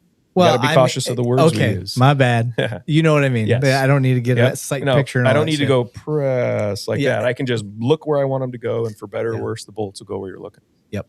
I found into Mr. Billfold's question and point, I'm not a firearms instructor, so I'm going off of how I've been instructed. So if I speak improperly, let's just take it for what it is. I'm not a firearms instructor. I'm not good like these guys are. However, the way that it was explained to me is that I can be slow and smooth and punch a hole like this in my target. Or I can be fast and still hit my target, all within the areas that I'm trying to hit, and lose a little bit of that accuracy. The accuracy is still there. You're still hitting vitals. I'm still punching. It just doesn't look pretty on the paper. It doesn't look as pretty as punching a hole. And I think that's what they were trying to get me away from, was you don't need this hole. You need to hit these vital areas. And if you can get that first fast, accurate round is the one that matters, because if you're behind the curve, we're always behind the curve when it comes to a shooting. We're reacting to a stimulus, and the person that's given the stimulus is ahead of us. So that's what I'm getting to. I understand my words may have messed you up, Mr. Billfold. That's not what I was trying to get into. Is it fair to say, excuse me, that like that's a good way to understand it? Because what I don't want anyone to think I'm saying is spread the bullets around. I hate that. Yeah. If we had this was the target, and right. Anything that hit this was a hit, right? We stuck it on there and we said, go. And you were like, all right, I'm aiming. And you're worried about the donut hole. Yeah. Right? You're like, I'm going to stack my bullets up in the donut hole. Okay, I'm going to aim. And I've already shot this badge 5 times. It sounded so dirty when you said that. Right? But yeah, you keep going. Say it slower and dirtier. But does that make sense? So yeah. You're trying to stack them through here. I've already hit this 5 times while you started aiming. Boom, boom, boom, boom, boom. I put 5 bullets in the badge. And you're like, yeah, but your group's bigger. okay, but this is what I was told to hit. Now, if I have 4 and 3 of my rounds go out here, wide of it, I miss 2 times. Yeah. And you get your 5th round done in time, you win, right? It's who hit the badge 5 times fastest, right? It's who hit the target the fastest. So we're not trying to spread them out, but if I can shoot it, let's say you do it in 2 seconds, 1, 2, 3, 4, 5, and I do it in 1 second, but I got misses. I don't want to go to 2 seconds. I want to try to figure out how to get my hits on this in 1 second. Yeah. And I may never get there, but that's the goal. Yeah. Because I can always go to 2 seconds. Yeah. And take more time. But I've already discussed before, time has nothing to do with accuracy. Yes. But ultimately, I mean, in the bigger picture of things, your rounds are hitting the they're hitting the overall target. We're just finite and fine tuning that shooting. And so, yes, I'm with you on that. And Ryan Landis said, shoot that dirty donut hole. You dirty sons of bitches out there. Okay. So you got your, the secret society of firearms instructors going on out there, and you guys are all collectively getting together and making, I would say, firearms instruction improve nationwide. I think so. Yeah. To the point where the red dot becomes available. Can you kind of go down the epiphany of the red dot? Because I want people to understand, for the longest time, the military was, they pretty much kicked off the red dot for the rifle, but to think of it on a pistol was so taboo. I mean, if you were to even have, I remember having this conversation, I'm like, early 2000s, I'm like, well, we have it on a rifle. Why the fuck don't we put it on a pistol? And they're like, well, you can put it on a pistol. That don't make any sense. And it was even taboo to talk about. And here we are today. We're still fighting this battle. Maybe you tell me.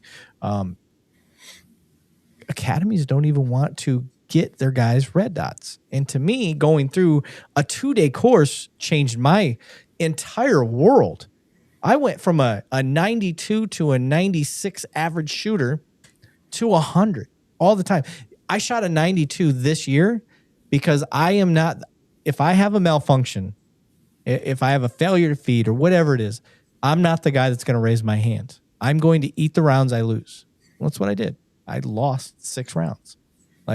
And then I threw a couple, but that's fine because I try to shoot fast. But I lost a bunch of rounds. Fix that shit and get back to shooting. Yes, fix it and get back to shooting. I'm not going to leave that on the instructor. And if you're an officer out there that raises your hand and be like, I should get to make these rounds up. No, fuck you. Nope. Sorry. You don't get to make them up in real life. Bannon, go ahead. No, here's what I'm thinking, and I don't know if Chris holds the same thought process as I do. I believe it was 2014 or 2015, Paris Island introduced the red dot to the M16. I believe it was the A4 at the time. We were on the M16A2 when I went in 97. However, the A4, and it was 2014 or 15, I'll have to look it up to be true, they introduced a red dot, and Marines are known for shooting iron sights all the way up to 500. Iron sights, laying in the prone position, being accurate with it. And it was the first time I shot a rifle seriously was when I went to Marine Corps boot camp, and I used the body mechanics that they taught me.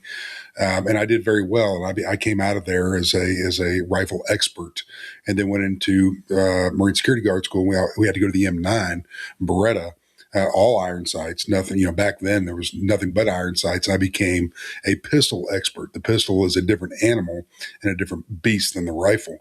But my thought was when the red dots went in, and I was still ground pounding as a patrol officer in Haltom City, Texas at the time, and I saw that in Parade Magazine. And I thought that our training was getting weaker. I was not educated on the red dots as some other of my cohorts in law enforcement of how important they are and how much of a better shooter they made. My question is Chris, did you have the same thought when you started seeing this red dot come out, or were you on the cusp of the training, being in SWAT as long as you were, to where you were introduced to that young in your career when it first became available, or were you against it when you first saw it? I don't think I was ever against it, especially rifles. When I went in the Marine Corps in 94, it was irons. And 94? Yep. Holy shit.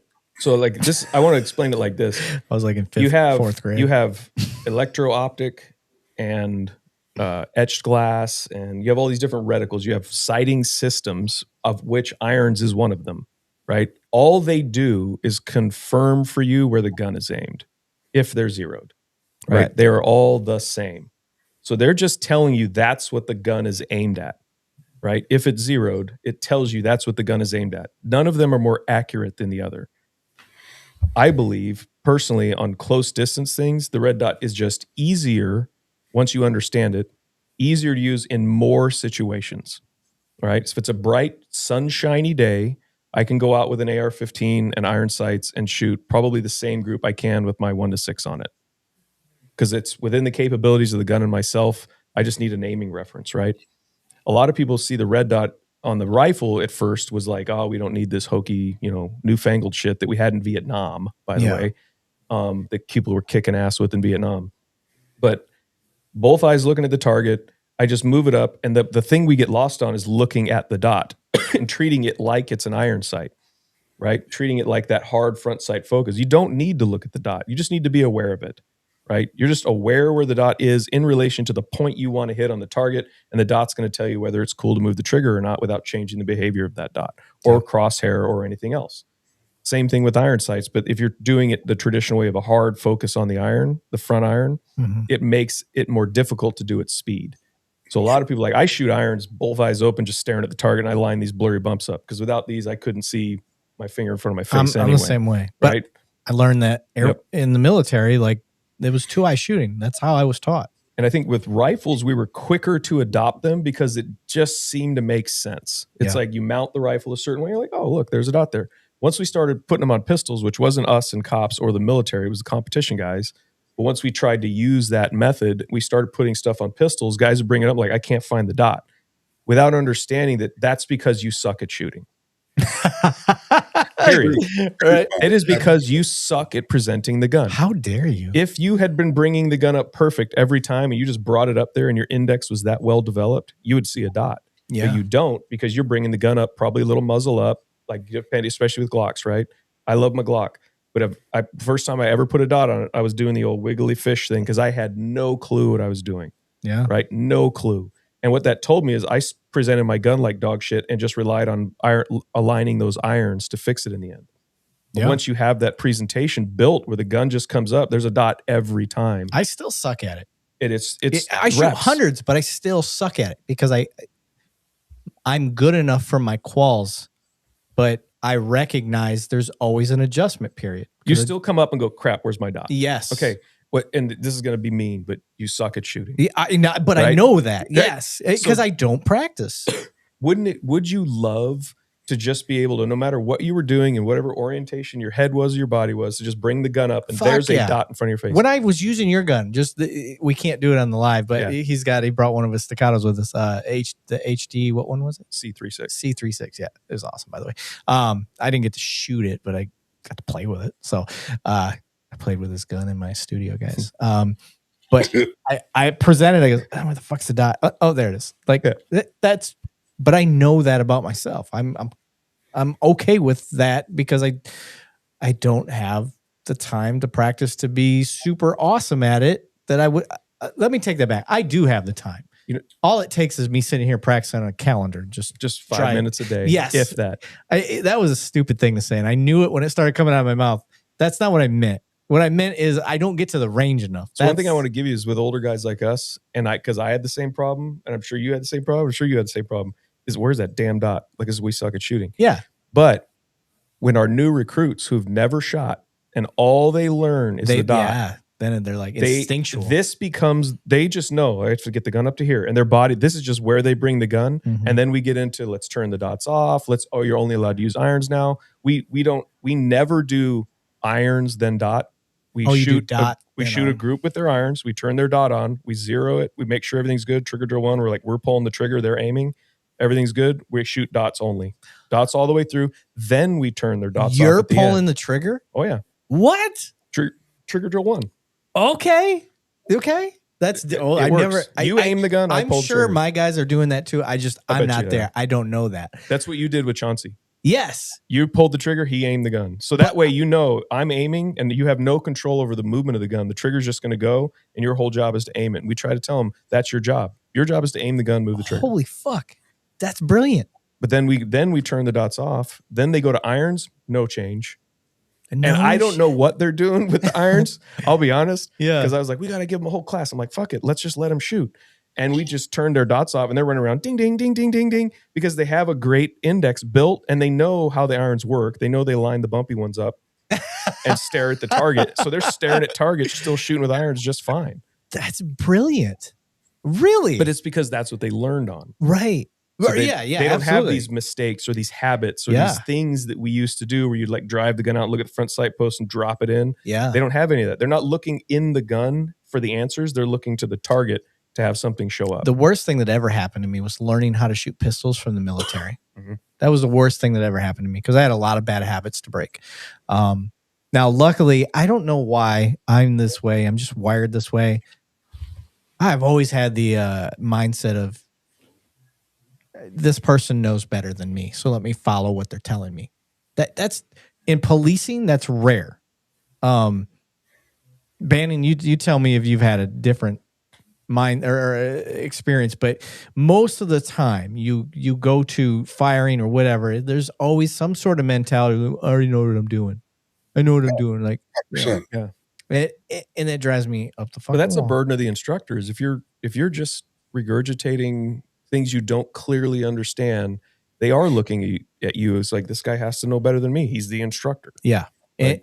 And for me, I've just been, I just listen, fucking old Weaver stance and all that stupid shit that I used to do, going through literally. And this was 4 years ago, y'all. Red Dot class changed my entire world.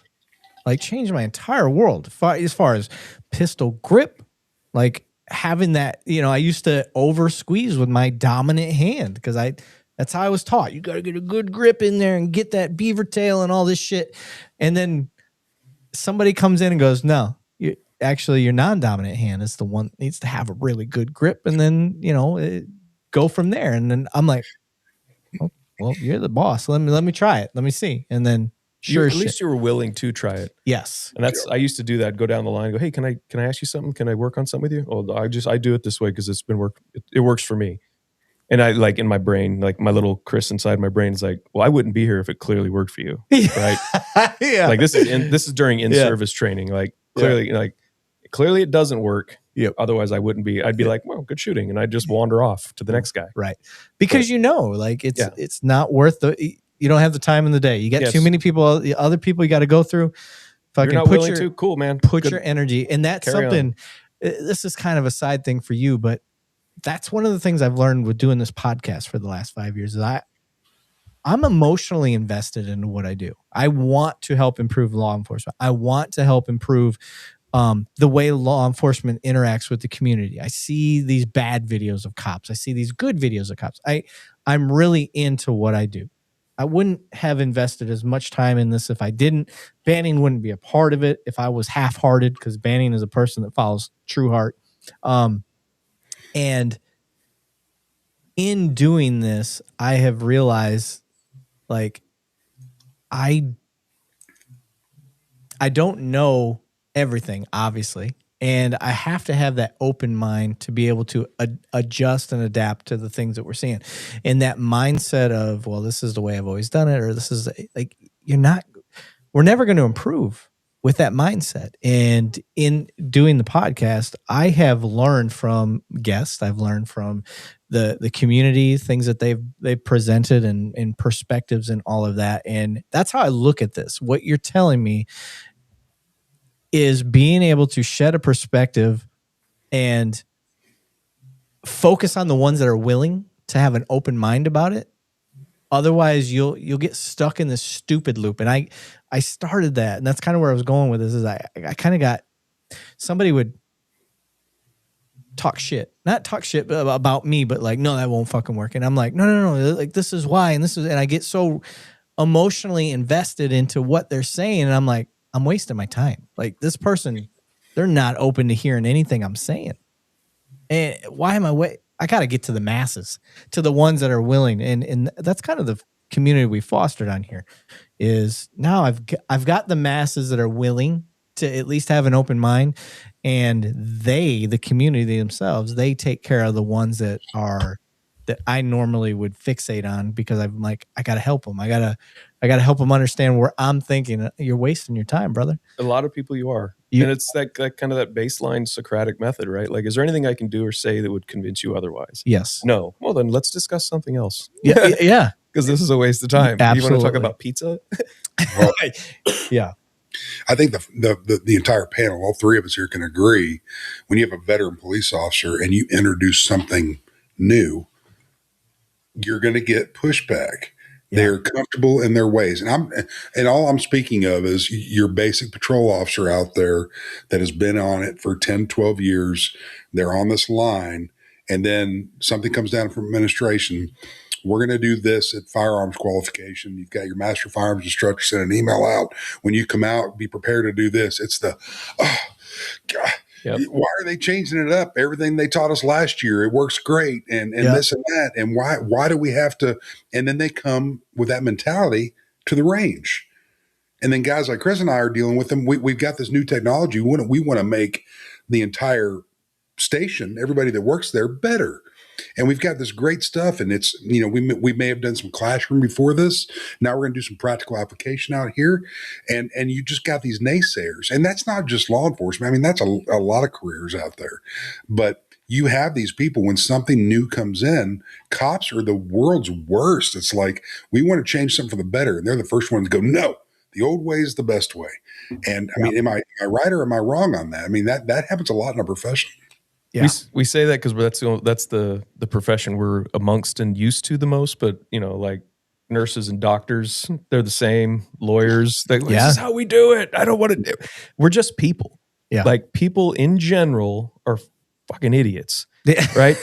Yes. Like in general, we're all just dumb and we're trying to just get by. But I think most people want a better world. Like they just want a better life. And if you at least give them a reason, especially with the younger generation, hey, like you said, all right, here's how we're doing things at firearms this year. The old guys are like, fucking brah, but they're so used to it, they ain't going to say shit. The younger guys are like, why are we doing that? At least have an answer. Yes. Right? Hey, in the past 12 shootings we've had, we've observed this in low light environments. We want to make sure everybody has a better understanding and has a chance to demonstrate it to us and yourselves of not the same as this shooting, but at least in that environment. Yeah. Oh, yeah, that makes sense. It's hard to argue. I think the reason that was such a pre-digital mindset, I'll go, that's probably the route, is because we didn't have the answers to the why. And so what did we say? Do it as I say. Yeah. Like, don't ask why, just fucking do what I say.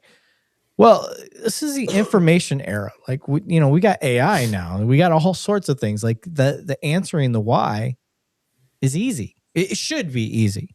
And so when you get the generation that's asking why mixed with the generation that was raised that you don't ask why, well, there's where you're going to get your conflict. But because they keep asking why, I think we are finally pushing past that point where we're like, we need to be able to answer that.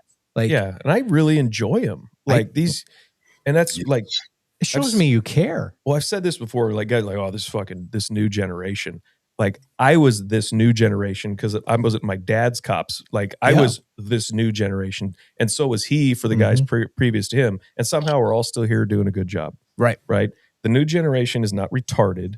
Right. They view the world in a different way. They require different interactions, but they're smart as shit. They're still hard ass men waiting to do dangerous, violent work.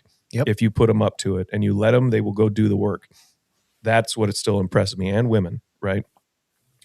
Just because they're different, and they are different. My little younglings out there from back home, you fuckers are different, but I love them, and I think they love me. We had so much fun, and then we have our usual suspects who are just always at the range. Yeah, right. They're coming in. Can I get some ammo? Yeah, go ahead. And they go out and shoot, but they are investing in themselves. They're interested in it. They found something that they can improve on.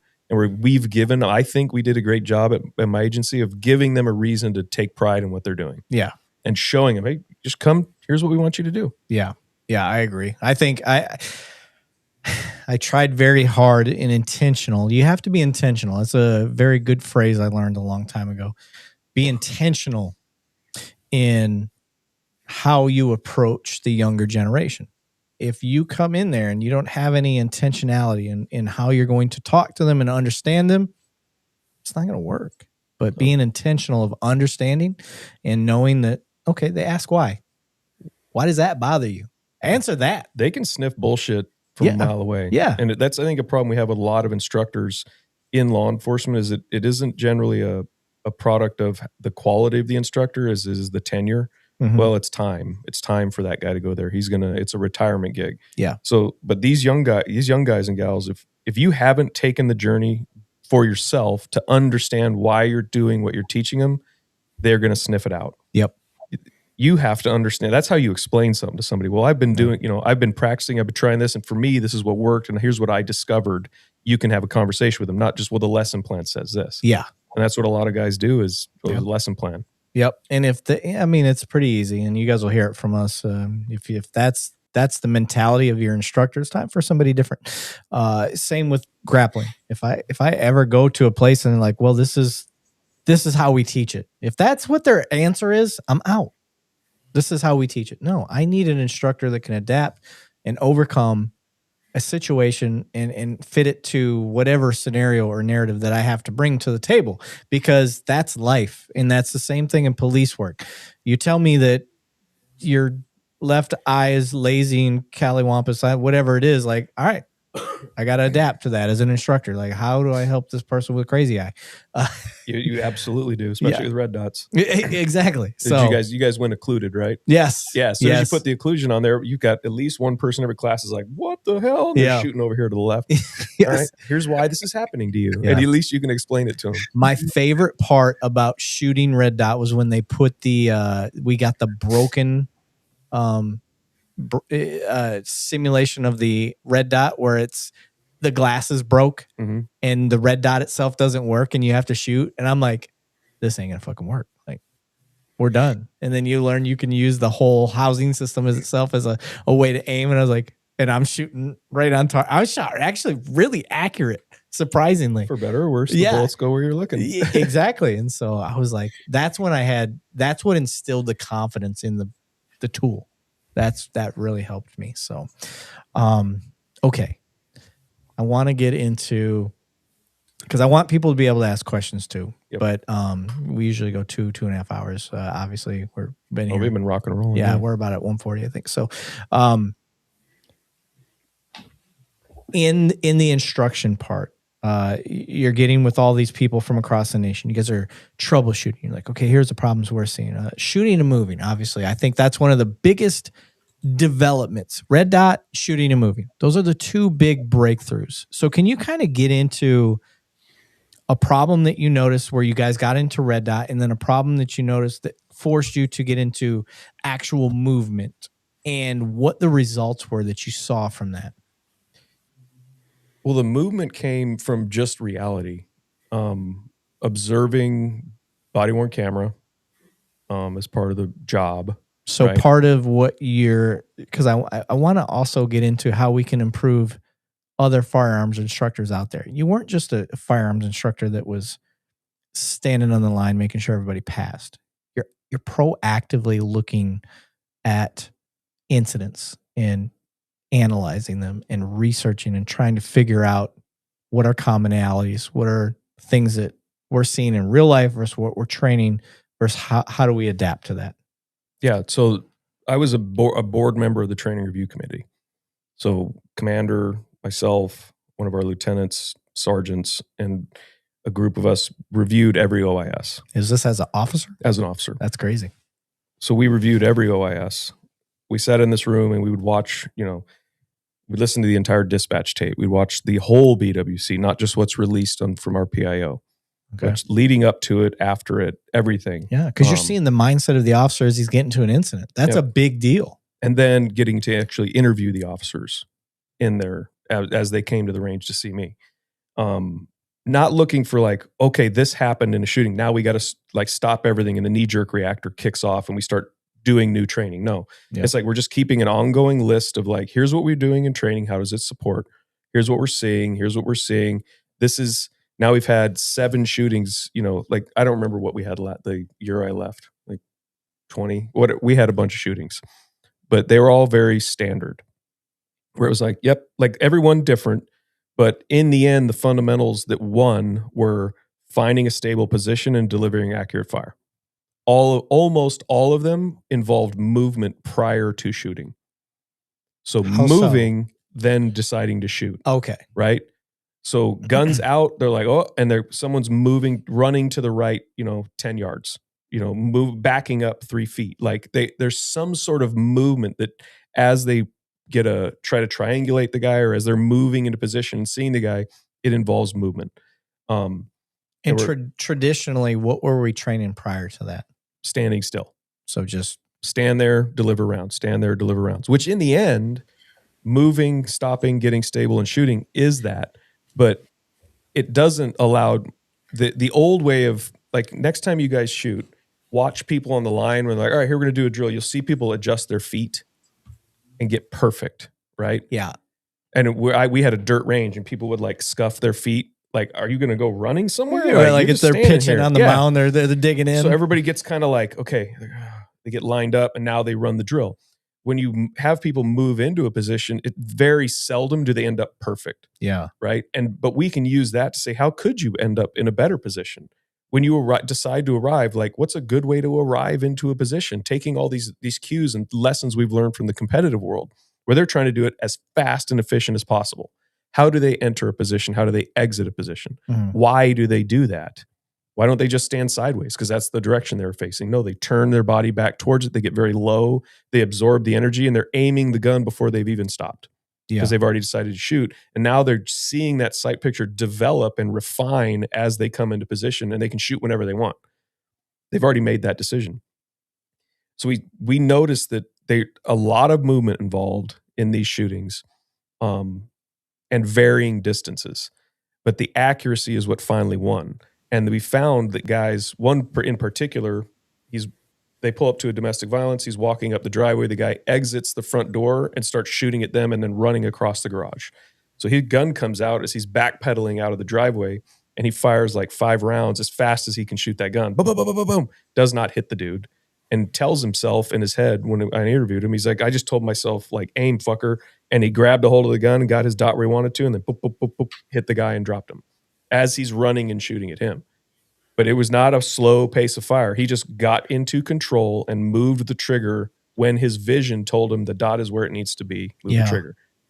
But all of that was a backpedaling movement around a trailer. Okay. And he was not aware of whatsoever. Like, you don't train someone for that. But the more you get them moving and training, the easier it is for them to just, their body to be comfortable with it happening. Okay. Interesting. I'm trying to this is the point of this conversation, guys. I'm trying to instill confidence that we have people out there that aren't just taking everything at surface level and aren't just doing the status quo. We're actively looking into law enforcement issues, things that we see as a problem, and trying to fix them and make them better.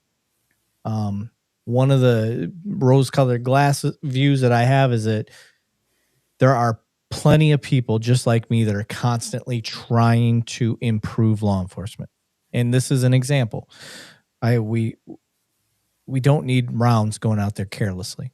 That's obviously a big deal that we want to, and we want to improve. And how do we improve? We got red dots now. We've got shooting and movement. These are all things that we're trying to do. So you go through, I want to transition from finishing or retiring to Staccato. When you first started in law enforcement with the range versus when you left, where did the shooting requirements, where were they at and where did they end at as far as accuracy and just the difference in training? Well, I think they were huge. And it wasn't because of just me. We had 13 full-time firearms instructors. We whittled that down over time and brought in people who were on board. Kind of like SWAT. Right. Yeah. It's like, here's what we're doing now. This is what's expected of you if you want to be an instructor here. Mm-hmm. This is what we're teaching. This is why it's important. The old days of like, oh, they're too dumb for this. Just take it out of your head. Let them show us they're too dumb. but let's push them all to the maximum. And then we've also learned how to communicate with command, because it was like, well, how are the qual scores? That's all people think about. Well, the average prior to changing up training was like 91% or whatever for a 40 recruit class. Okay. And now we're at like 100%. Holy 98, shit. right? Yeah. So up basically everybody passing and everybody passing with high scores. And they're like, oh, it must be the red dot. No, it's the method. It's the individual. Yeah. We're giving them a system that makes it easier in different lighting conditions and different environments to always have something to verify what your gun is aimed at. And it can be very accurate, but it's the method in which we're training them that's going to then translate. We're pushing them. By the time I left, we never mentioned the qual to the recruits. They all knew it existed, but we never shot any of the drills or mentioned it to them. Okay. They always ask, when are we going to do the qual? When are we going to do the qual? We're like, don't worry about the qual. We push them harder and faster on everything we did in training from day one. So when they did start finally shooting the qual, they're like, this is easy. Yeah. Like, this is, how much time do we have? They're like, holy crap. They're like, boom, boom, yeah. boom. It's like when you get on the 25 Yeah. and they're like, you got 20 seconds yeah. or whatever it is. And you're like, holy shit. Now they're like, oh, I got all the time in the world. And I know I don't need more time because Chris said time doesn't equal accuracy, but this, I can now make sure I have perfect sight pictures every time I press the trigger. Now I know I'm not going to move the gun when I shoot. Yeah. And reality may allow you that. And we want them to understand that. We're like, there's instructors out there that say shit like, you're not going to see your sights in a gunfight. And I know Chuck Pressburger said it one time, and it's like, I agree with you completely. You're not, because you suck at shooting, right? You're not going to see your sights in a gunfight. Don't tell someone else what they're going to see. You're going to have tunnel. Like, no, I've seen my sights in every freaking gunfight, right? I have seen my sights. My friends have seen their sights. Officers do see their sights. Do some not see them? Absolutely. Yeah. Right. But telling people things like that just perpetuates BS. Yep. Let's push them. Let's push them in scenarios of shooting, not scenarios, but like arrays of targets that they have to shoot as fast as they possibly can. They're like, I don't even know what was going on. Cool. What were the results we got? They weren't good. Now shoot it. Make sure you give me alphas on this one. Boom, boom, boom. How'd that feel? It felt really slow. Think you can go faster? Oh, yeah. Boom, boom, boom, boom, boom. Cool. Hey, we only got one Charlie on that one. But that was way better. Yeah, you got the whole thing done 8 seconds faster. Like, and you threw one Charlie. I'll take that. Yeah. Right? Yeah. Absolutely. Okay. But, yeah, when I left, it wasn't just me. It was the entire crew that was on board. Yeah. But we just took everything, turned it on its head, and just let them run, doing stuff. And I'll show you some videos afterwards. I've shown other people like, oh, we would never let our recruits do that. That's dangerous. They're like running behind each other with guns, shooting plate racks, not past each other. Yeah. But just moving amongst each other. Yep. Moving amongst, Which no is shoot targets. Realistic. It's realistic. Yes. They have to understand that this is just a tool that you're going to use in defense of yourself or someone else. Yeah. Right. And you have to be good with it. Yeah. Train as you fight. Oh, go ahead, Benny. I was just saying, you have to train as you fight. Yeah. This whole shooting at a paper for this 50 round qual annually across the country, the basic, it's not enough. If we're not training as it actually unfolds out there on the street per se, you're not doing any justice to your patrol or anybody else at your department or the people that you're sworn to protect. Yeah. Yeah. Yeah. I will say where I'm at, you guys are next level. Yeah. It's crazy. We have the largest indoor range for policing. There may be some private stuff that's out there, but like you can drive a full patrol cars into our range. We have a rifle range, fog machine, everything you can imagine, guys. Riot control, noises going on. It's insane. So having that, to what you're saying about shooting, moving around people and stuff like that, our guys do all that stuff. So I fully support that. Again, it all goes into preparation. It all goes into training and being based on realistic things. So we really tried to make it fun. We first started doing some of the stuff, in-service people would come down and we were putting them through what we were doing with the recruits. And like, are we allowed to do this? Yes. Yeah. You're allowed to do it. And then afterwards they're like, this is fun as hell. I'm like, I know. And the recruits get to do this bullshit. And then they all get mad because they're buying different targets that light up. It's green, shoot it, red, don't shoot it. And they light up and like, oh, and we're showing them like visual decision-making is different than, an audible tone. We're trying to educate them better. And it's been successful. Yeah. And the part that I want people listening to get out of this is like, look, this is the mentality you want for your law enforcement places. You want them to want to strive for the best on this stuff. You want this. We don't have a lot of, there's departments out there that they don't want this. They don't care. They don't push for it because they want to protect, liabilities or whatever it is. This is how you, in my opinion, bigger picture, avoid liability. You're putting your people in the right spot for realistic stuff. So I hope people don't listen to this and like, oh, they're just cops splaining all night. No, like this is legit. Like this is what I strive for. This is cutting edge training. This is like, you guys don't like, for those that aren't in law enforcement, you've never been military. This is cutting edge discussion. This is not something that is popular yet. We're trying to make this popular. And I think that's what Chris is going to explain to us in this next portion with Staccato, is how they are pushing the envelope for law enforcement. So let's get into that. Did Staccato groom you? Like where they were like, let's see how this guy is. Like, how did that come about? Were you a Staccato guy? No, not at all. I was a Glock guy. So you were a Glock guy. Okay, so this is even better.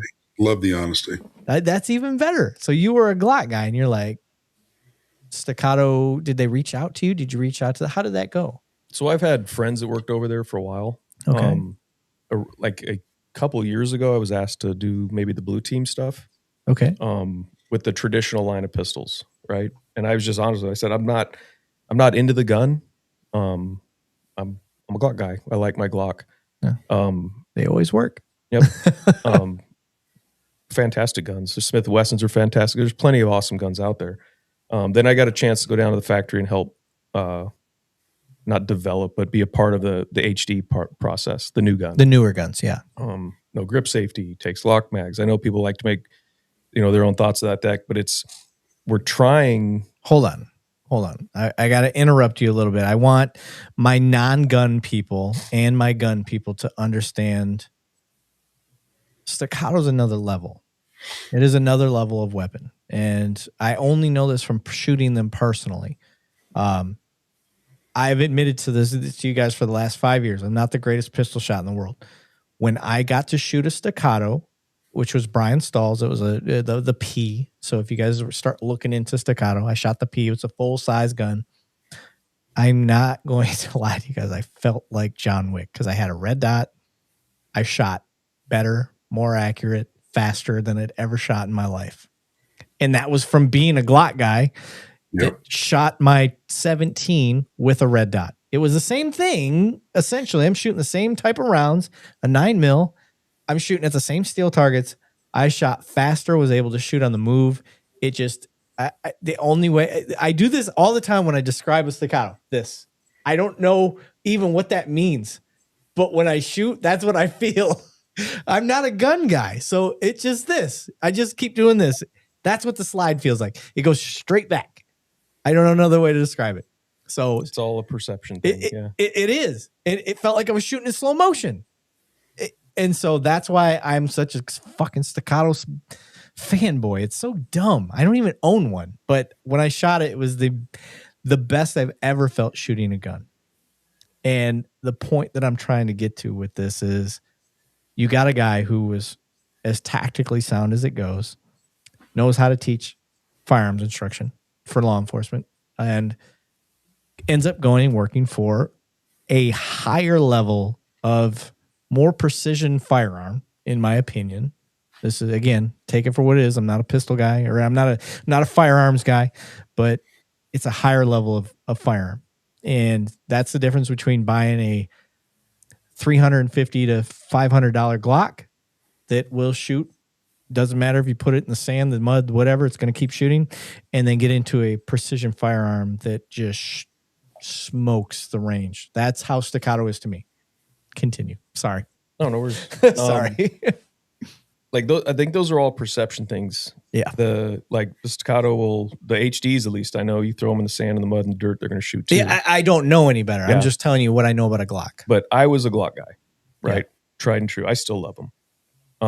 But I got asked to come down and help or look at the HDs as they're being developed. Okay. So the prototypes of the this 4 was and what, 4.5. 3 years ago ish? 2 years ago. Okay.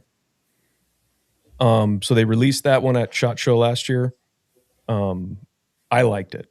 I got to play with it, shoot it. I got a prototype, started shooting it, and I was like, it's a cool gun. Yeah. Right? It is a cool gun. It removes a little bit of the I think with a new shooter, a little bit of the friction of learning. Like, I'm not going to go and tell you like the gun shoots itself. That's a ridiculous statement. Right? It does not. If you suck at shooting, you grab one of our guys, you're going to suck at shooting. Like, you have to put in the effort, but it does take away a little bit of the friction, like the learning curve, just the ease of the trigger. Yeah. And it's that evolution of like the 1911 is this old ass gun. Yeah. Right. But it sure does work well. And it's like the trigger sure does work well. So like, how can we keep improving this design and making it functional and getting it to be like something people trust to carry? Yeah. And that's really what the goal is. But working there was just by happenstance. I was offered a job. I was like, I don't know about that.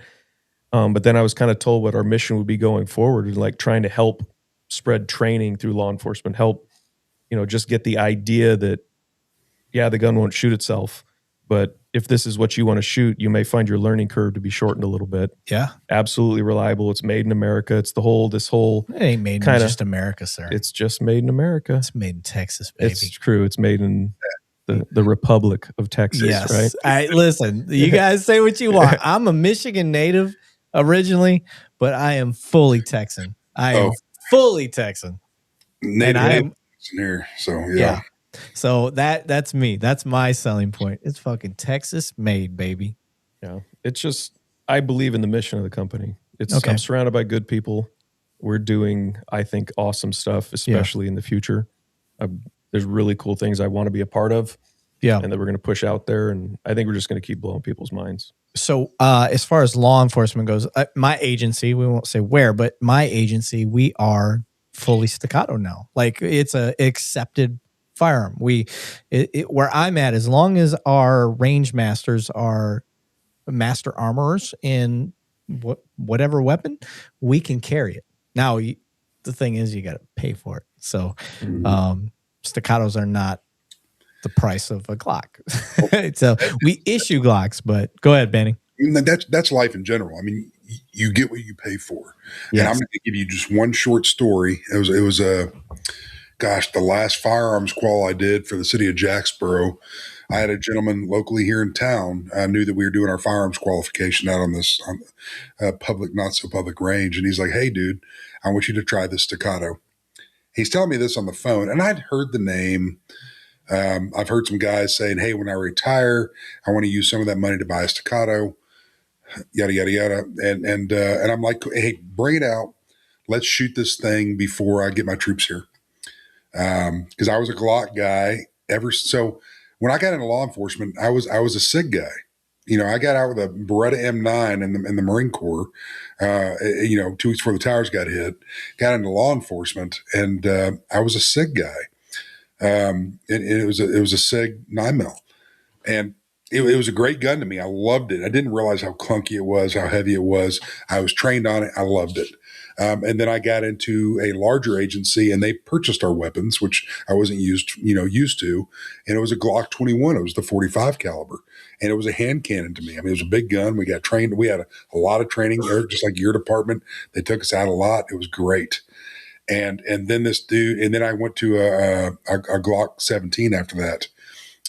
Once I retired from Haltom City and came out here to the middle of nowhere, we went to the Glock 17s and was an instructor here for our agency.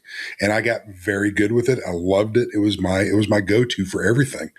And I preached it to the guys, and that's what they wore. And then this guy that wasn't even in our department said, "Hey man, let me show you this Staccato." He was former law enforcement.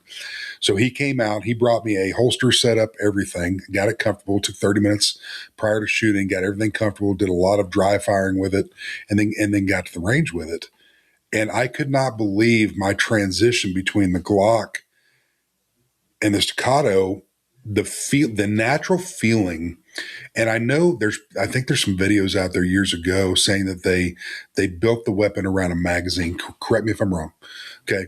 And I may be wrong on that, but what they did with that, my transition from a Glock to a Staccato made my muscle mechanics that much better on the range, just using it blindly. After doing everything as an instructor would, get familiar, because it was just like everything else law enforcement used, the way they built it, the slide lock, everything.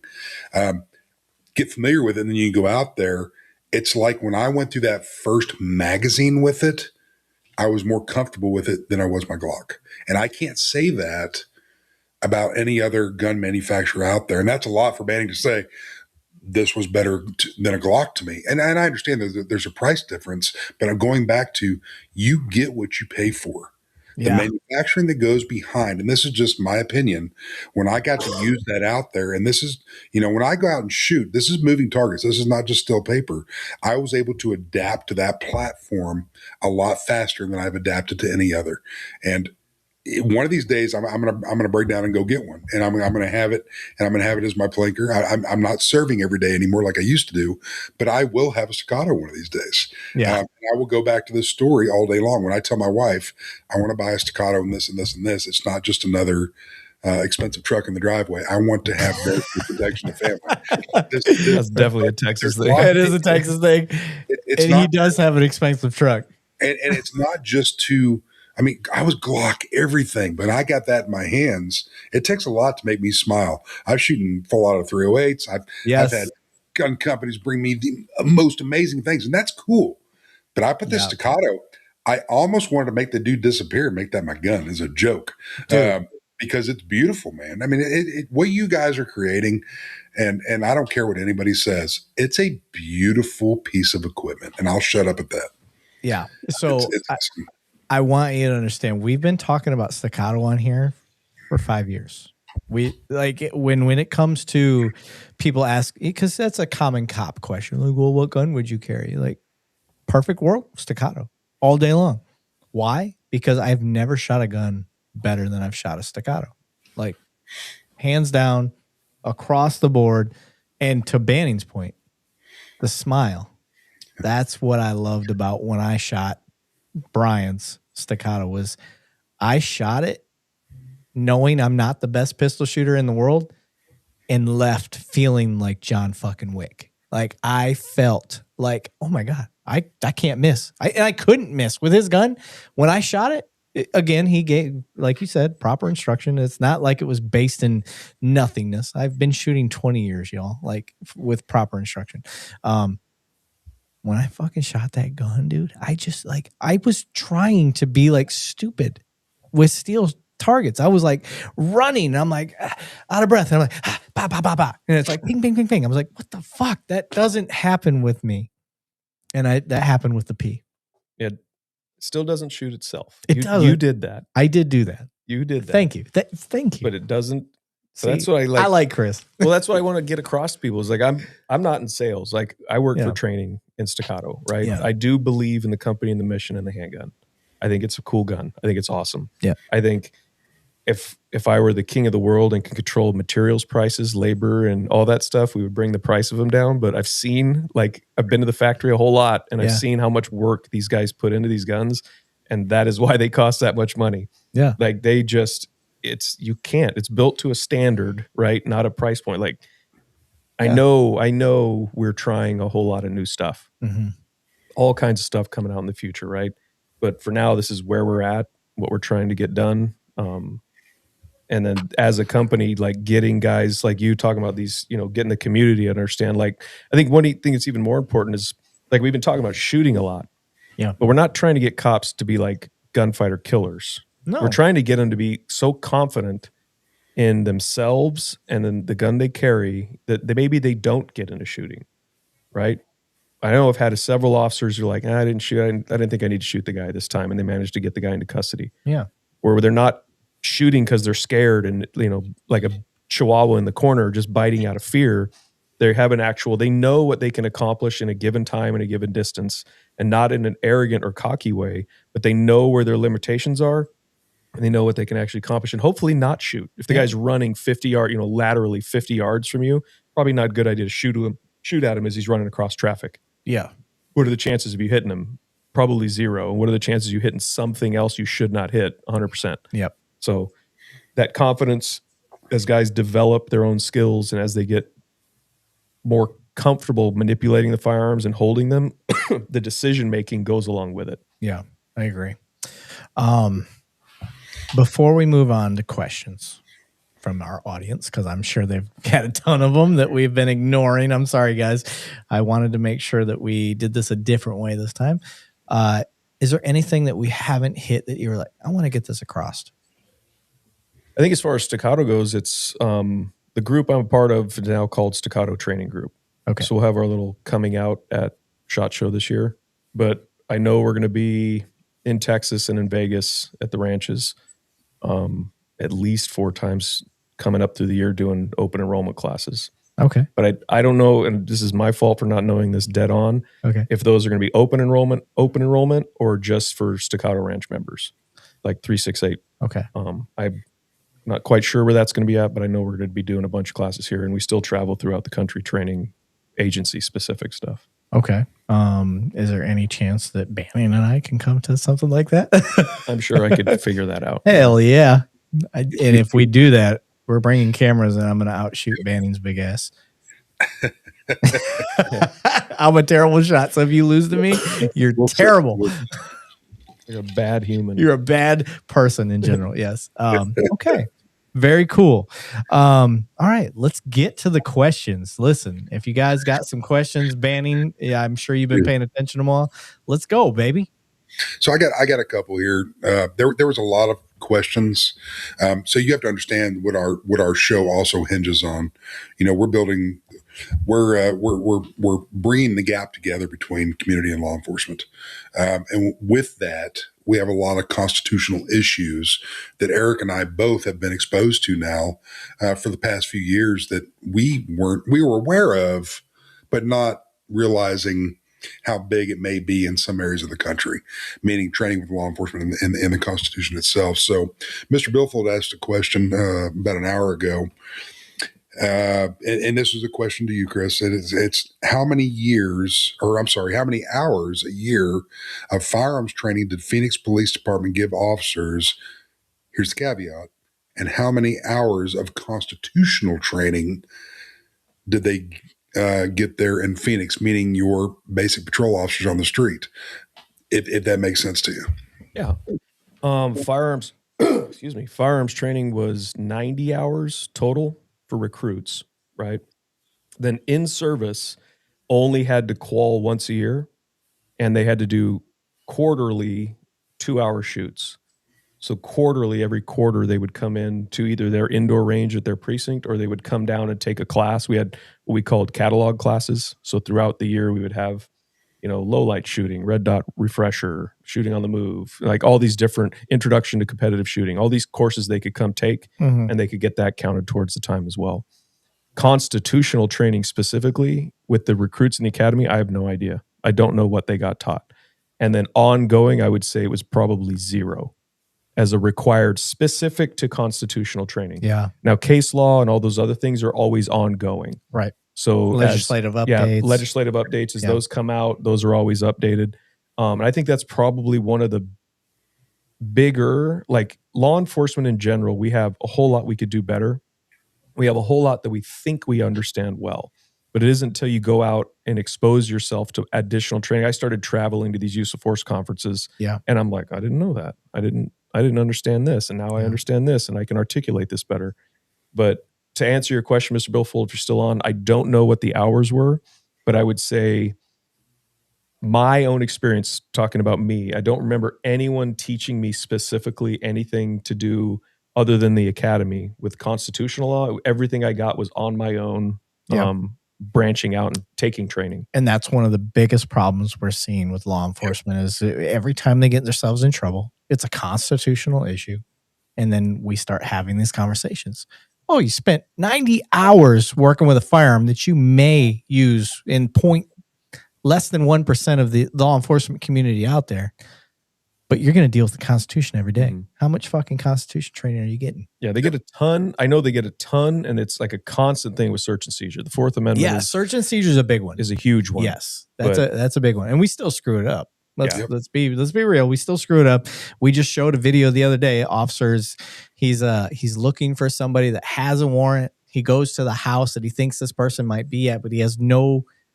He's not articulating that this person. He has a reasonable suspicion that person's in there. Like a third party residence. Yes, and he puts his foot in the door, and he's doing one of those, and I'm like, oh, you're fucking up, bro. And it's very, and we did research on the case, and the officer was wrong, did violate this person's rights. The person won a bunch of money and all that, but it gets us into those conversations. Like Bannon's talking about is like, we spent 90 hours for recruit training on firearms. You motherfuckers don't know the Constitution that you have to enforce every day. Every day. It is the baseline for everything we do. Everything we do, and you don't know it. That's a problem. Absolutely. So. And I'm gonna switch gears here. So we're in the infield right now, baseball terminology, and we're hammering on this. What Eric and I also, and I know Chris, you're the same as well, our next generation. So I've got a 15-year-old that's got a question on here, okay? And it says, I'm 15, and this is not even our career path, but it's a first responder. I'm 15 and thinking about being a cadet firefighter, which is anywhere from 14 to 18 years old. My thing is that to make sure I'm doing it for the right reasons, do you have any tips for me, the three of you? What can he do at 15 years old to round him out better once he reaches the age to become a firefighter? And I think that we can answer some of that, but none of us are career firemen, fire people.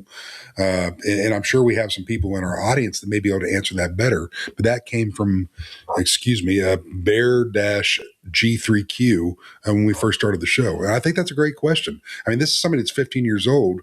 Like all of us, we wanted to be first responders at a very young age. At least I did at 5 years old, writing my grandmother tickets for vacuuming too fast. This young man wants to be a firefighter at 15. He's already thinking, what can he do now to make him better? And the only thing I can say is physical fitness. And to make sure that your physical fitness is 100% intact by the time you reach that age for whatever you're going to learn within the fire industry. Chris, Eric, what do y'all have on that? I'll let Chris go. Yeah, I was going to say physical fitness. The rest of it, like the fire sciences stuff, the medical stuff, you're all going to learn there. And every fire department is run a little bit different. Yeah. Like our guys are all, they go through their paramedic phase and then they're engineers. Like physical fitness, I would say learn a second language because that's going to help you out huge. Go at least learn Spanish. You're probably going to be doing a ton of medical when you get in there.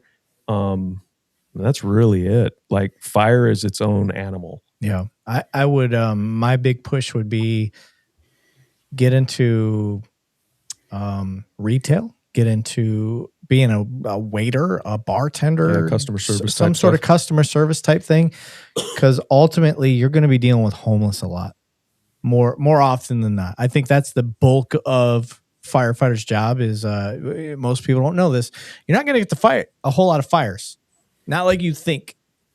Oh gosh, no. But you're going to be dealing with medical homeless issues quite a bit. Medical mostly. Yeah, mostly medical. So knowing how to deal with the disadvantaged is a big thing. It's it just depends on how you grow up. But if you grow up in a place where you're not used to dealing with the disadvantage, like you need to know. And just talking to people, I think that's a big deal. So, and Perry Lemley threw one up there: EMT training and fire explorers. So they still have explorer programs, and I'm not sure where the young man is at, but get in those explorer programs, get in those trusted programs that are going to get your feet in the door and let you kind of experience some of the things go. I can't claim to be a fireman. We spoke about this in our last live. I've been that police officer that should not have done it, but kicking in a door on a house that's on fire because the fire department's not there yet, and you're going in there to do what you can as a guy with a badge, yanking people out before it gets way too bad, and probably going in at the wrong time. But you're like, there's people in there. There could be pets in there. Yeah. There could be, and your job is to save life. So you go in there and do what you do. But go in these Fire Explorer programs and learn what you can. There's a ton of stuff on YouTube. And I've been looking this up as this young man asked this question. There's things on YouTube that you can watch as well that will point you to the correct departments that are in your area to be able to go and receive some of this onboarding type training before you actually submit yourself to the fire academy, et cetera, to kind of get your mind where it's at. Yeah. And you may get there and say, man, I want to be a cop. I'm just saying. I mean, maybe that's what it is. But you have to make sure it's for you. I couldn't be a fireman. That's not for me. Nope. Those guys are. They probably think we're nuts on things, but we need the firemen just as much as we need cops on things. Yeah. And those fire guys are nuts, man. I mean, look at the movie Backdraft. That was based on a lot of true stories. That was a great movie. It was, man. Yeah. It was a great movie. And I saw that movie and I'm like, man, that truly is a hero of mine. Somebody going in and doing that type of yeah, right. Lazy boy, freaking right, making tacos on Thursday. Right. And we pick on each other as a crew. I've got a lot of great, very close friends that are firemen. And they compliment me on things and I compliment them on things. And we've been on hot, excuse the terminology, calls together to where I watch them go into things and all I can do is sit back and pray, seeing how hot that fire is and hoping that something doesn't come down. But another thing for this young man is talking is look at a guy named Travis Howes. Travis Howes travels the country speaking on what he went through as, I believe he was a Marine and he was a firefighter and a cop at one time, but he does motivational speeches all over the country. But Travis Howes is another thing to look at for the mentality of what it takes to become a fireman. It's not for everybody, just like it's, being a police officer, it's not for everybody. Yeah. But I just wanted to make sure we answered that young man's question. Yeah. Another part that I would actually put out there is, which is something that I got early in my police career, is go to a morgue, find out what it's like to deal with somebody that died from an overdose, somebody that died from fire, somebody that died from violence. Yep. Like, I know that seems a little morbid, but if you're going to get into that field, you will see. I mean, your medical examiner is in the world. Yeah. If your parents sign off, you can go watch, and this is not for everybody, but you can go observe an autopsy as a minor if your parents sign off on it and they're there with you. This is not for the faint-hearted. If you want to be a first responder, you are going to see the worst of the worst. And you've got to be okay here, and you got to be able to speak to people throughout your career on it. This is why I'm such a big proponent of you shouldn't be a cop. I know we're not talking about being a cop, but I don't think you should be a cop until after 25, till after your brain stops developing. Like, I know a lot of people have become cops, and there's been some great cops that have been as soon as they turn 21. And even earlier, there's some old school police departments that would let you join at 18. But in my opinion, and I will tell you, if you would have asked 18-year-old Eric Levine, he was ready to be a fucking cop at 18. Mm-hmm. Yeah. But I can tell you right now, 42-year-old Eric Levine will tell you that, honestly, looking back, I wasn't ready to be a cop until I was probably in my 30s. Yep. Honestly, I think I would have been my best self of being a cop if I started in my 30s, to be honest.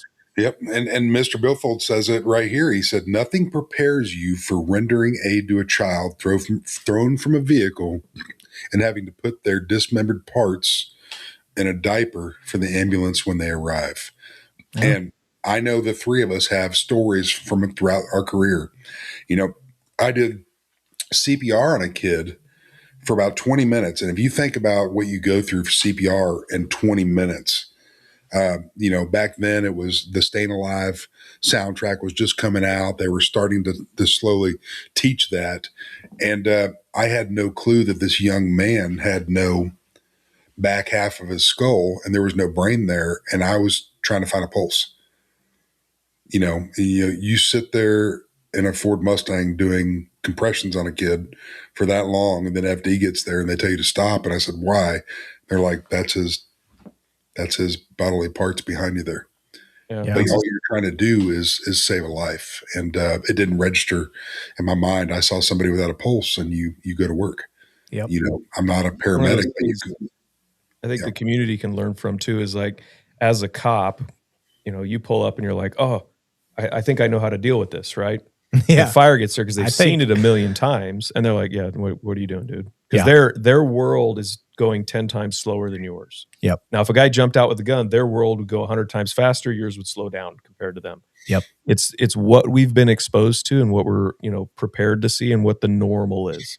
Yeah. So one's not really harder than the other. They just see more of that. Like I know for sure my fire guys, like medical was 99% of what they did. Yeah.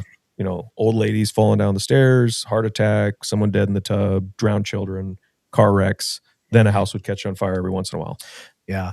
My brain is going to a bad place that I remember now that I didn't even think about until now. But I remember doing CPR on a 14-year-old gunshot victim and just pushing blood out of him. Like, I still, to this day, I'm just like, I thought I was doing the right thing. Right. And I'm just giving CPR to this kid, and just the amount of blood that was pushing out. And I didn't know, I was probably making things worse. I don't know. Nobody ever really said that I was, but I remember afterwards, I'm just like, no one stopped me. Yeah. FD got there and they were like, just let him work. They just let me do my thing. And I remember, I'm just like, I remember the amount of blood that was coming out of his back. I'm pushing. I'm just doing CPR. I'm like, I wasn't invested in it. Like, I just didn't. It's a 14-year-old kid. I'm like, let me do CPR, do what I got to do. I pushed so much blood out of this kid. See, that's one thing I'd like to hear. It's unfortunate you had to deal with that, but I wish the community understood. Like, we had, in SWAT specifically, we had fire captains that were our TLOs. They were didactic. So we always had one assigned to us, and they were super awesome dudes. But like, they would say things like, no one ever who's had a trauma to their body has been saved by CPR. Yeah. Right? Ever. Yeah. Like, CPR, that's not how it works. So they were always like, doing like chest compressions on someone with holes in their body is not a good thing. It's not. But I learned that the hard way. But it can literally be a perception thing. Because then if they're not, then the community's looking around going, why aren't the cops doing anything? Yeah. So it literally has become almost a theater, right? Yep. First aid theater, where, like, you know, you got to, like, we've shot dudes, and then, like, we always, you know, get someone on there with a headshot, you know, tourniquets, and everybody's bandaging them, and you're rendering aid to this person because we are responsible for them. Yeah. But in the end, it's almost theater. So but those are part of the community, the things we need to have conversations with the community about. It's like, hey, the officers are doing this because of this, or not doing this, because of this. Yeah. But if you didn't do anything and a news crew was there, you would be on the news going, yeah. They just stood by and watched him bleed. Yeah. And that's 100% the beginning of my career. You know, so I like I told you, I got out of the Marine Corps right before the towers got hit. Got right into law enforcement, and when we went to medical scenes, the guys in blue, so to speak, with the red and blue lights on, were usually there prior to ambulance or fire department, the guys that had the true medical training. And we were instructed, I would say 2002 to 2008-ish, you are not instructed on how to do this. Now, I went out and got my CPR outside of the department. You know, I knew I could use it for family. I unfortunately passed a lot of wrecks on my way to work because when I got into law enforcement, I drove an exorbitant a long way. I had to leave an hour prior to my shift. And I ran by wrecks a lot. And I'm like, I'm a cop. I took an oath.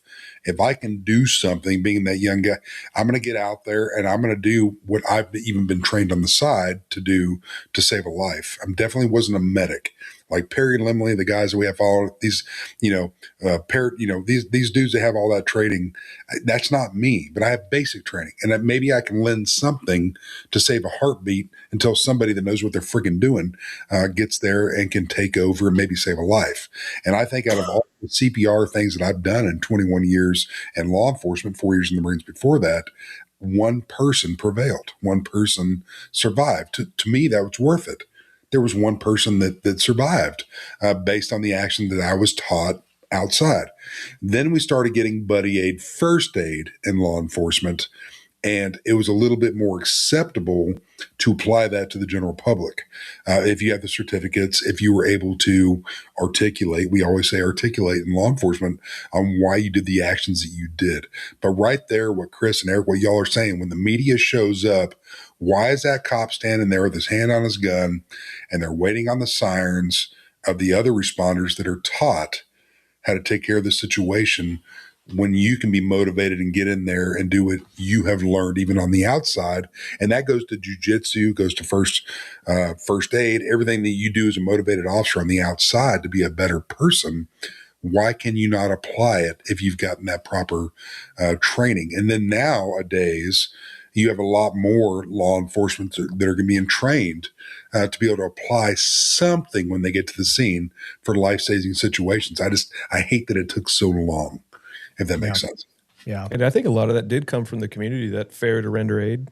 Yeah. When you shot people, like we've reviewed BWCs and, the guy shot, he's on the ground and it's like, oh, let's see if, hit him with a beanbag and see if he's like, we try to tell guys like, look, no, that bad guy doesn't exist. Yeah. Right. That's going to fake it. Like you shot him with bullets. Now he's going to wait for you to get up there and slash your, like that's the movies. Like if the dude is on the ground, yeah, he could be faking it. He could be not listening to you, but you can gauge his capacity to understand. You can try to get things to be clear. Sure, he's separated from the weapon system and then take him into custody and then render aid. Yeah. Like that's where I think we got caught short, not my agency, but like agencies across the country. Yep. Whereas like, well, it wasn't safe to go up there. Excuse me. It wasn't safe for us to go up there.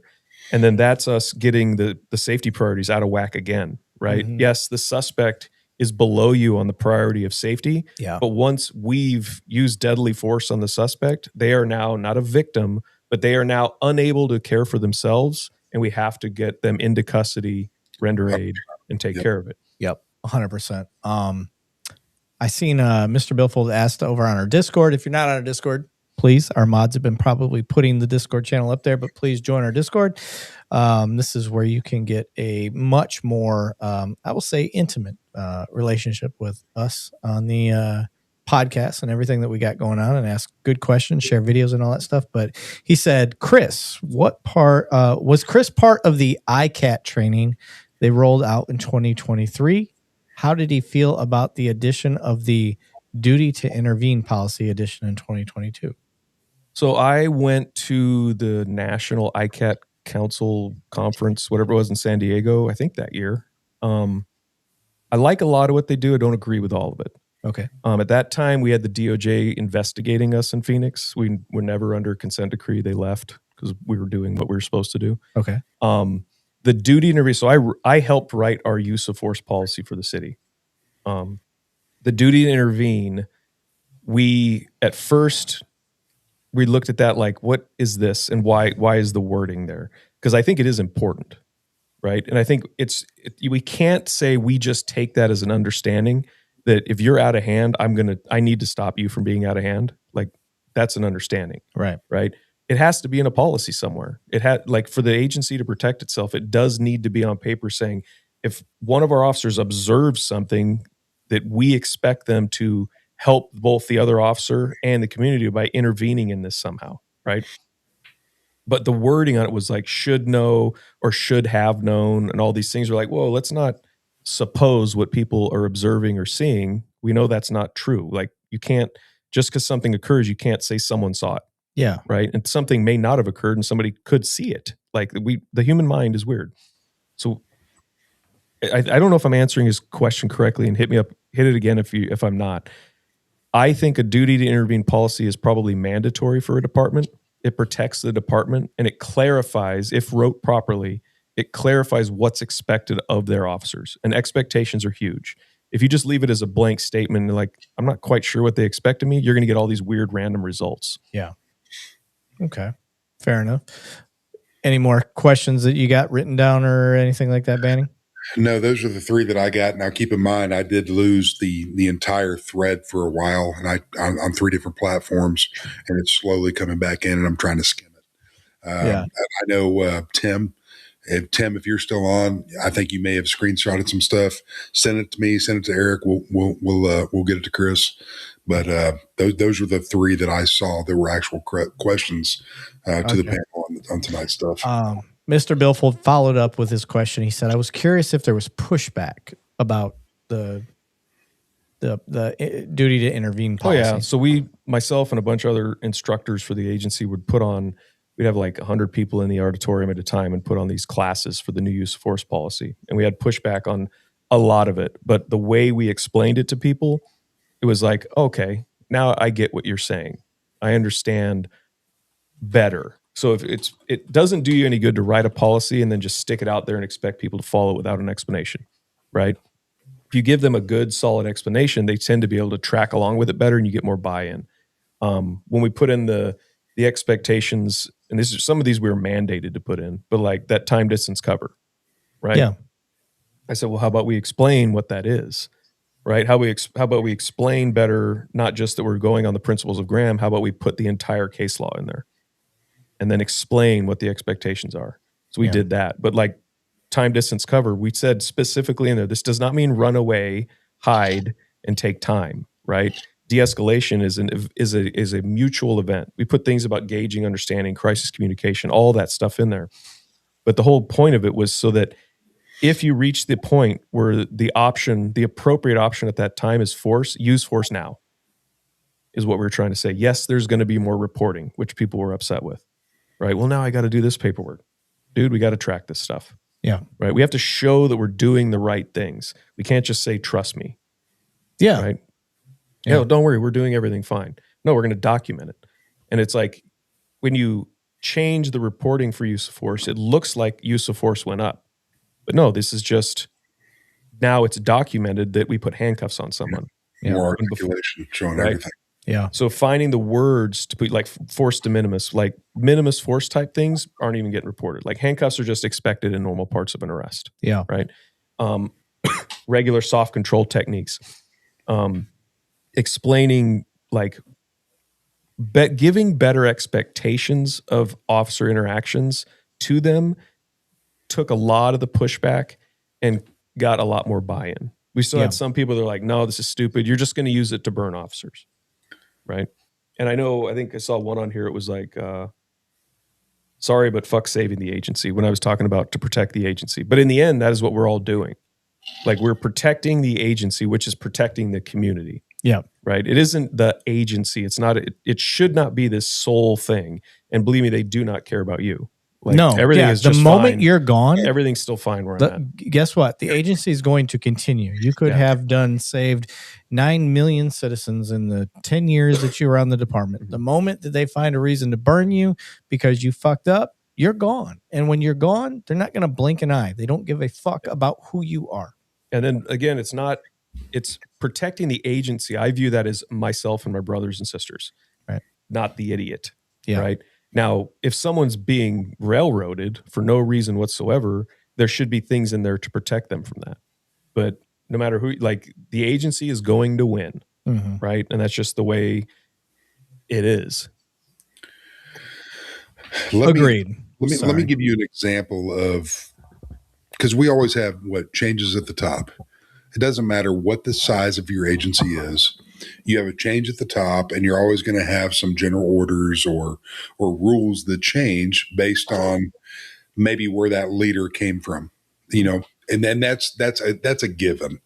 It's just a given. So I was at an agency, about 100 sworn, and we had a new agency change, and a new rule from the top is anytime an officer breaks leather, they were going to do a use of force report. Yeah. Yep. So this was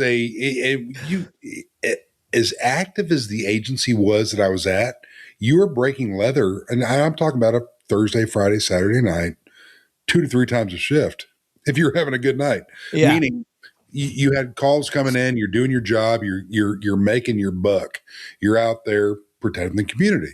So with that being said, we had this whole thing. Everybody had to sign this email or memorandum that came out. If you break leather, you've got to do what's called a use of force report. And at the agency I was at the time was if you do a use of force report, that was creating a new call for everybody involved, going in there, bringing in all the intelligence, the platform that we were on. It took you about an hour and 30 minutes to do a basic use of force report when your paragraph came down to the articulation at the end was one paragraph. So it was like, man, if I just don't, now this is the mentality, okay? I'm talking about mentality of officers that were already on the street. If I don't break leather and I call note it, I don't have to do that use of force report. So I was in Canine at the time. We had a big change at the top. This new person came in from another agency, a large agency in the Dallas-Fort Worth Metroplex, and he put that out. And I'm not doubting that. I'm not the guy at the pay grade to say anything about it. So that came out, and everybody was talking about it in briefing. Oh my God, if we break leather, we do this. So I'm going to give you an example. Upset. Oh, dude. Yeah. So 10 p.m. at night, we had a business alarm go off from one of our business alarms that were, if this thing went off, it's not false. There's somebody in there. And you go back and look at the dash cam, and this is when body cameras were coming out. Okay. This was the advent of body camera. So we had a lot, thank God. I mean, I was a big proponent of this. And so I was watching guys clearing buildings with coffee in their left hand and no firearm out. I'm talking a broken window. This is a use of, but they're like, I don't have to do that because I'm going to go in there and call note it. And it's on my body camera. It's on my dash cam. I never broke leather. I never pulled my firearm out to clear this building. And I was just sitting there thinking as a young canine officer, I'm like, this is nuts. And then we had which was typical, unfortunately, with the agency I was at, an occupied stolen vehicle on a traffic stop. And we had 5 districts, usually a couple rovers and a couple supervisors. So you could have 7 people on a felony traffic stop, okay? When I rolled up as the canine officer, and just basically I'm just a rover, I'm just an extra body on the scene. I'm nothing special. And I get out, I break leather because this is a felony traffic stop. And if you looked at what's called the TLETs or NCIC return on the computer, it was armed and dangerous, took vehicle armed. So it's like, how do we handle this? So you're answering what your training is you're sitting in your A-pillar and you're sitting out and you're listening to the primary officer over here giving his commands, and you're out. And then I started, there's no movement in the vehicle. So I started scanning around. I'm looking around. I've got 6 officers on scene. Myself and the primary officer are the only ones that had the gun out.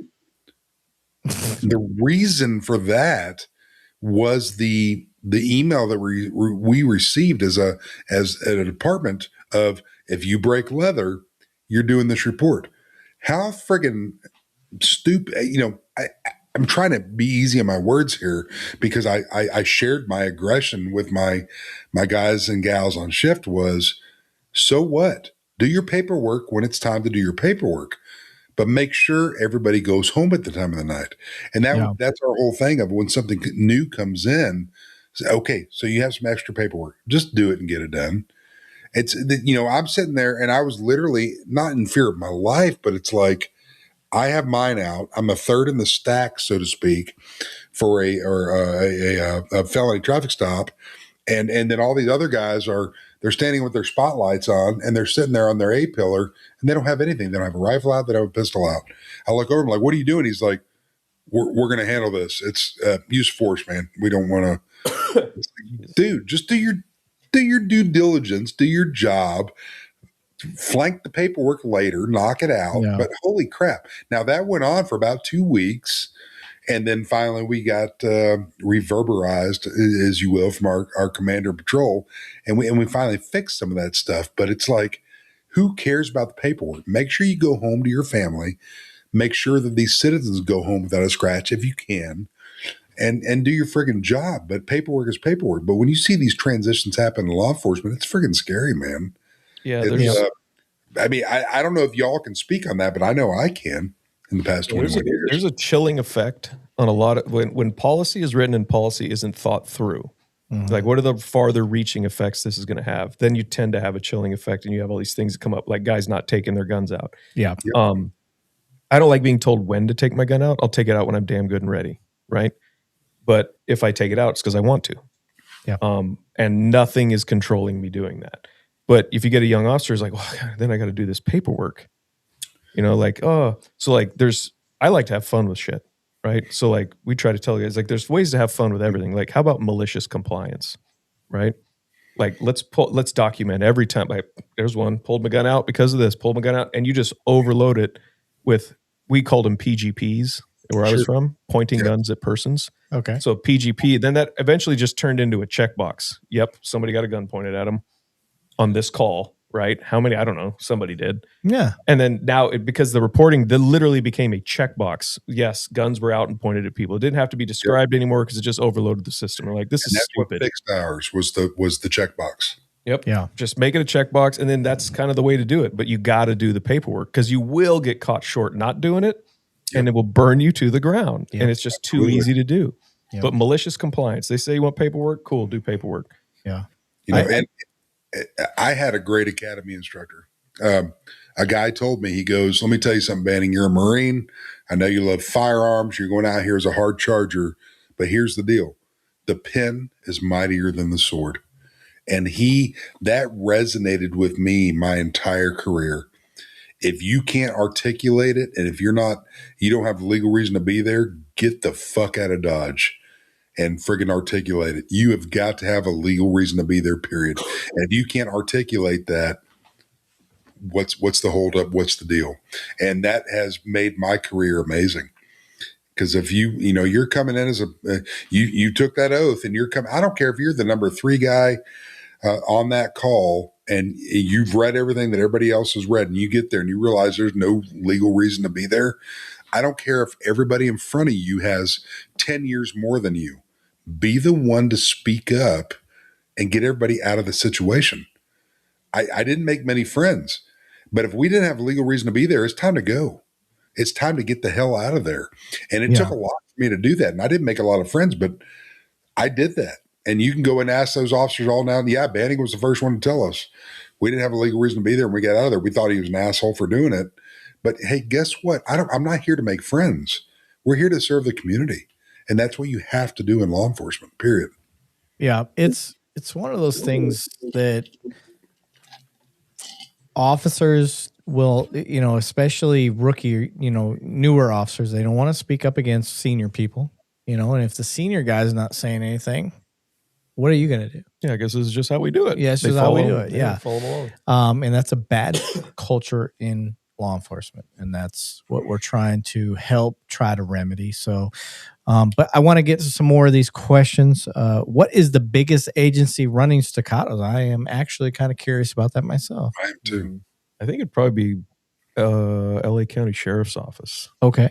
That's a huge agency. Hell yeah. If it's LA County. But that's not the whole It's individual officer purchase, kind of like yours. Yeah, how we are. Yeah. I want people to understand, like, the availability. Yes. Being authorized to use a weapon is totally different than being issued the weapon. Yeah. Most oftentimes it's the cheapest thing that is authorized is what's going to be what's issued.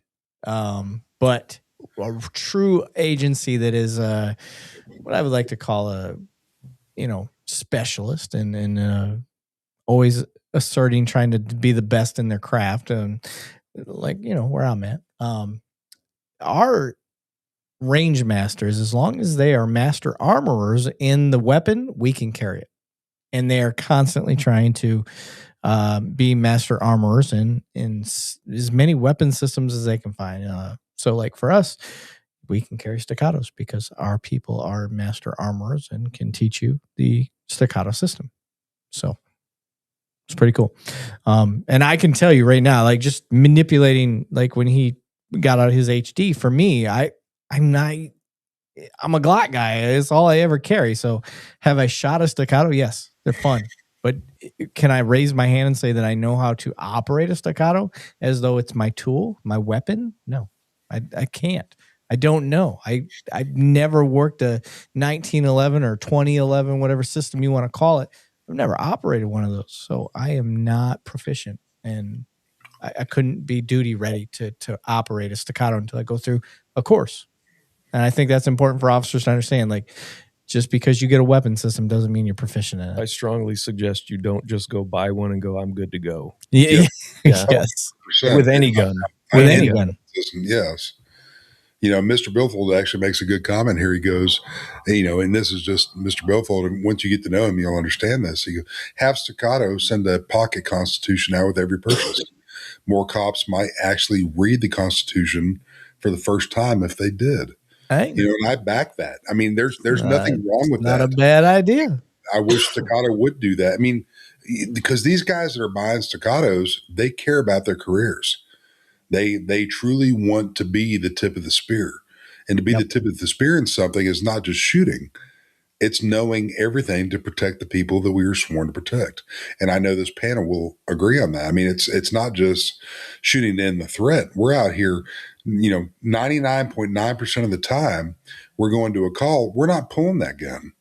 We're out there. We're wearing so many hats as law enforcement from I mean, you name it, man. I mean, I've been out to calls to where the friggin' kitchen sink is overfloating. I mean, and law enforcement gets called for it for whatever reason, and you're out there doing that thing. But yeah, I agree that the Constitution is 100% as a necessity as it is to be a good shot. And I think our academies are doing good, but they could do a lot better with it. And the ongoing training throughout the years of Constitution being the center of that. See, I'm not confused on it, but I think it's a point of frustration with most people. And I know it is for me, at least. Like, I feel like I understand the Constitution, case law, and like police work very well. I think I have a good handle on it because I was taught well, right? I didn't magic anything out. Like, the academies are absolutely, I'm sure there's one out there somewhere, but academies are teaching constitutional law. But what's the follow-up? Again, it's a supervisory problem. It's that policy, training, and supervision. Where's the supervision to ensure that it's always being done right? So it's not like, you see the guy stick his foot in the door 15 times on BWCs, and the supervisor doesn't even catch it because the supervisor doesn't know. Right. Right? 100%. So whose fault is it? It always goes to the top. You have to ensure that the people that are working for you understand your expectations for the community. Mm-hmm. And the community has to make their expectations known if asked, right? And even if not asked, like, hey, do you, like Mr. Billfold, if he went to his local agency and said, what are you doing as far as Constitution training? I'd like to offer a class for him. If qualified to do so. Like, here, I would like to know what you're doing for him. And are you ensuring these things are happening? Yeah. I think, unfortunately, a lot of people get blown off. Like, of course we are. Yeah. Right? Maybe they are, though. Right? It's like, I can only look at things as an agency from my point of reference, where I came from. And I know the guys are doing an awesome job. Failures here and there, but things getting caught early enough where they could be rectified and you could remediate behaviors and try to get someone on board. And if they were willing to get on board, save them and they do awesome. Or find out they don't want to get on board and remove them. Yeah. Right? But it goes back to unions again. It's so hard to get rid of underperformers that, like, what are we going to do with civil service and everything else that goes like that?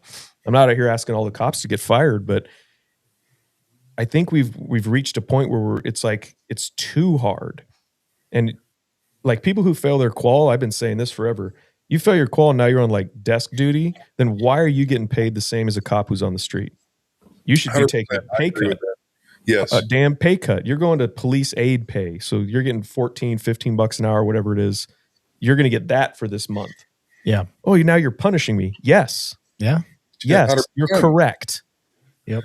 But you can't do the policeman job. Why am I paying you what the cop out there answering your now radio calls you're not answering, or taking the reports you're not taking?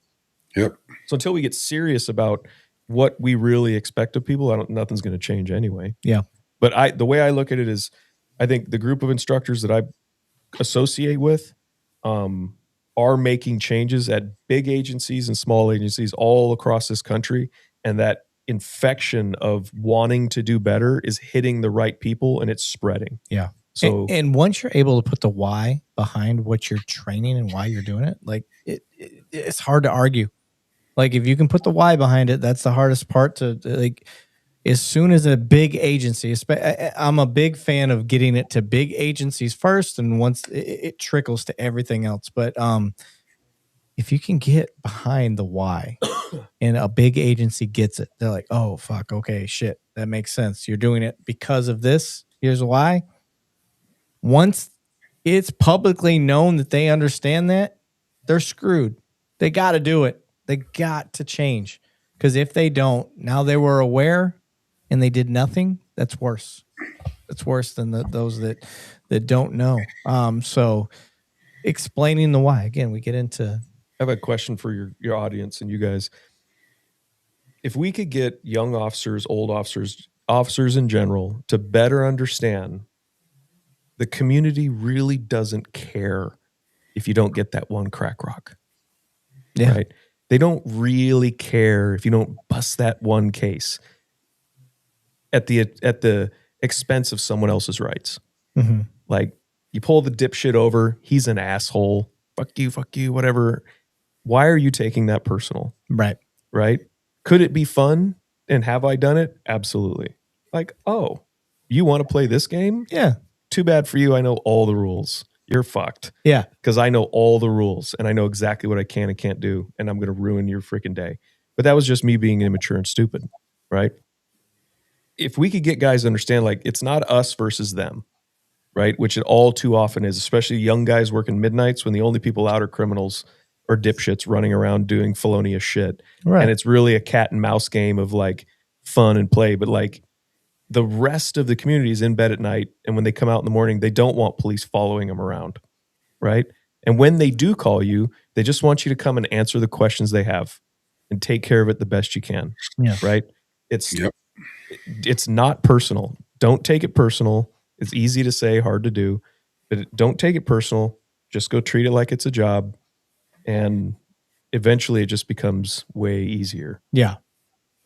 Yeah, I agree. Harrison said, case law says you cannot remove a government worker's pay without due process. Okay. Is that federal, state, or local? That's my answer to that. So, I mean, here's the deal. I mean, me as a firearms instructor, Chris is a firearms instructor. If you're not cutting the mustard, you're over here. You're not out there in the public. Does that need to be just as important for our Constitution? 100%. It's our big thing with the people that are on the show. It's like Constitution number 1, and I agree with that. Firearms number 2, agree with that as well. However, I think it needs to be more equality. I think it needs to be the same, because we carry this big tool on our right or left side, depending on your right or left hand. If you you're either right or you're wrong. Yeah. Whatever. You brandish that firearm, you better be 100 and 1,000,000% correct. If you're putting rounds down range, you better be 1,000,000% correct. But on our daily activities of everything that we're doing as law enforcement out there every day, that Constitution has got to be right here in reference to the people that have sworn to protect. If we're out there and we don't know what we're doing in reference to that, that's on the top guy, and that's a domino effect all the way down to patrol. Yep. We've got to be better as chiefs out there, as sheriffs out there, the elected officials as well, to make sure our guys on the ground have the training, period. I don't know, there should be no reason that Eric and I have 2 cops, 1 donut going out here, and Eric doing what he does amazingly well, and taking these officers out here that don't know what the First Amendment is. We shouldn't have that platform right now, but we do. Yeah. So we're going to keep going out there one at a time, and we're going to put these people out there they should know that people can record in public places, just being one of them. If it's a public place, by God, if your eyes can see it, a camera can too. And that's got to be just as important as us out at the firing range. And that's just as important as us knowing where we can be. Yeah. 100%. You can't be here doing this. Yes, I can. Yep. I give a shout out to Mr. Billfold's comment here. He said, I thought I was going to be frustrated with Chris Palmer tonight. And once again, I have to stand corrected for thinking that he would be a tool. So why would you think I'm a tool? Well, that's a big compliment, man. That's a big compliment. Yeah, huge. We've had, because we had a chief on here one night.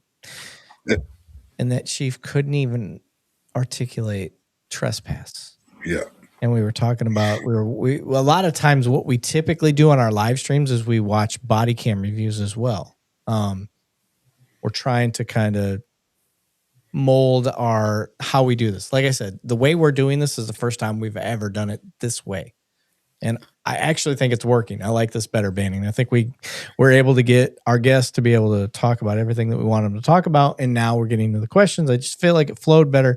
But the point I'm getting to is we've had people on here in the past that they're law enforcement and they try to come across cop-splaining. Yep. They try to talk down. They try to shit.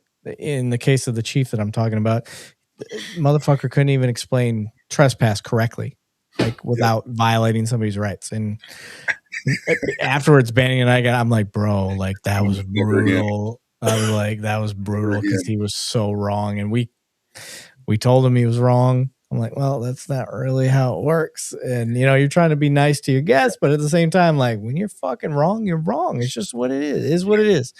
And so, and Eric and I are just fucktards, meaning we're the masses of law enforcement across this country.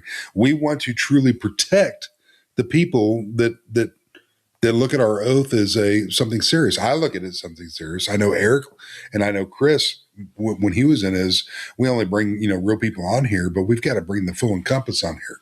And we brought some people on here and we're like, holy shit, man, what did you just, but that's their opinion. That's the way they were taught. And now they're the high anarchy, whatever it is at their department now. And it's like, they can't even do it. And that's the problem in this country. And it's like, we're here to bridge that gap. We want to make it close to where people have no problems coming to us, asking us questions. When we arrive on the scene and they're doing their First Amendment right to film on a friggin' sidewalk that's paid for our taxpayers, to where in reality, it's like we drive by and we say, hey, they're filming on a sidewalk. They're not doing anything that's breaking the law. And now it's our job to call the person that called 911 or the administrative line and say, hey, is what I'm observing right now, is that what your problem is? And they say, yeah. And his lens looked over towards our bank or our insurance agency or this or that. And then we can actually say to them, they're not breaking the law. This is a public sidewalk. If you have something on your computer screen within your private domicile of your insurance agency or bank, don't show it to the window. Shut your fucking window and have some privacy. Now, you got to use customer service on that side too. So here's the deal. Same with cops. These cops are like, I have T-lets or N-lets or O-lets or C-lets open on their screen. And a guy walks past, he's got a camera. He's like, you can't look at this. This is this. Yes, you can. Yes, you can. Fucking screen. Turn it off. Have password control. Use Hummingbird out of Florida. That's why they send you that e-learning about you're already breaking it. Dude. Yep. Have the Aegis eyes that are qualified to look at it. Look at it. And that's it. If you've got it open when somebody's walking by with the camera, that's on you. Maybe you need to check your fucking surroundings. Excuse my French, but this really pisses me off. We have so many ways to check so many things. Do it in a way to where the people that are not gifted with the reason to be able to look at that, to look at it. Fucking shut it down. Look at it when it's time to look at it. Maybe it's not the great time. Don't sit there on a high horse because you got a gun and a badge on and say, oh, I'm going to arrest you because you filmed this because I was over here in the public looking at this shit, running this Well, guess what? That's right. You're in the public. Shut that shit funny down. Is the I can't remember where I heard it, but I've done it like 2 or 3 times, and I was like, that's hilarious, and it was fun as shit. So like on a crime scene where the guy shows up and wants to film or ask, like just go interact with them. Yeah. Like I think a lot of times cops, and this has just been my observation, we treat everything like it's the damn crime of the century. What's going on over there? Nothing. Don't worry about it. Don't worry about it. Secret squirrel. Yeah, don't worry about it. Yep. Like, nothing to see here, and the house is on fire. G4 classified. But just tell them, like it isn't a secret, right? Like no, they're like some dude got shot in the alley. Oh, what happened? I don't know. He's dead. He's in the alley. Just here protecting the What's going on? Do you think it's a gang related? No idea. But as far as I know, the guy's dead in the alley. What else you got? But think about this. A little information goes a long way. A lot of this is our FTOs and our administration. So what do they train us? You're over here, and I can speak on this because my department, the larger one I worked with, was going through a huge investigation when I got hired. They always told me, if you see a camera, if you see a microphone, if you see this and that, you can't comment. You can't do this. You can't do that. Always get our PIO, our public information officer, out there to comment on things. Here's the deal. Our patrol officers are running into these people 98% of the times. You have to give them the latitude to say what's publicly available. I see what you see. Yes, there's a fire there. I see what you see. Yes, there's a body under this. Unfortunately, it's still under investigation. Contact our officer. You don't have to be like, oh, you got to get it back. You got to go back here. It's a quarter mile back. It's this and that. Yada, yada, yada. I understand that for investigating certain offenses, we have to have a ring of the caution tape, the ring of the police tape for what we're doing. But you don't have to be a robot. Yeah. And if you do, you don't need to tell them what kind of shell casings. Yeah. Get with your associations, and you have to be able to be that public figure if they're sticking you there to keep people going past the line. You still have to be human, period.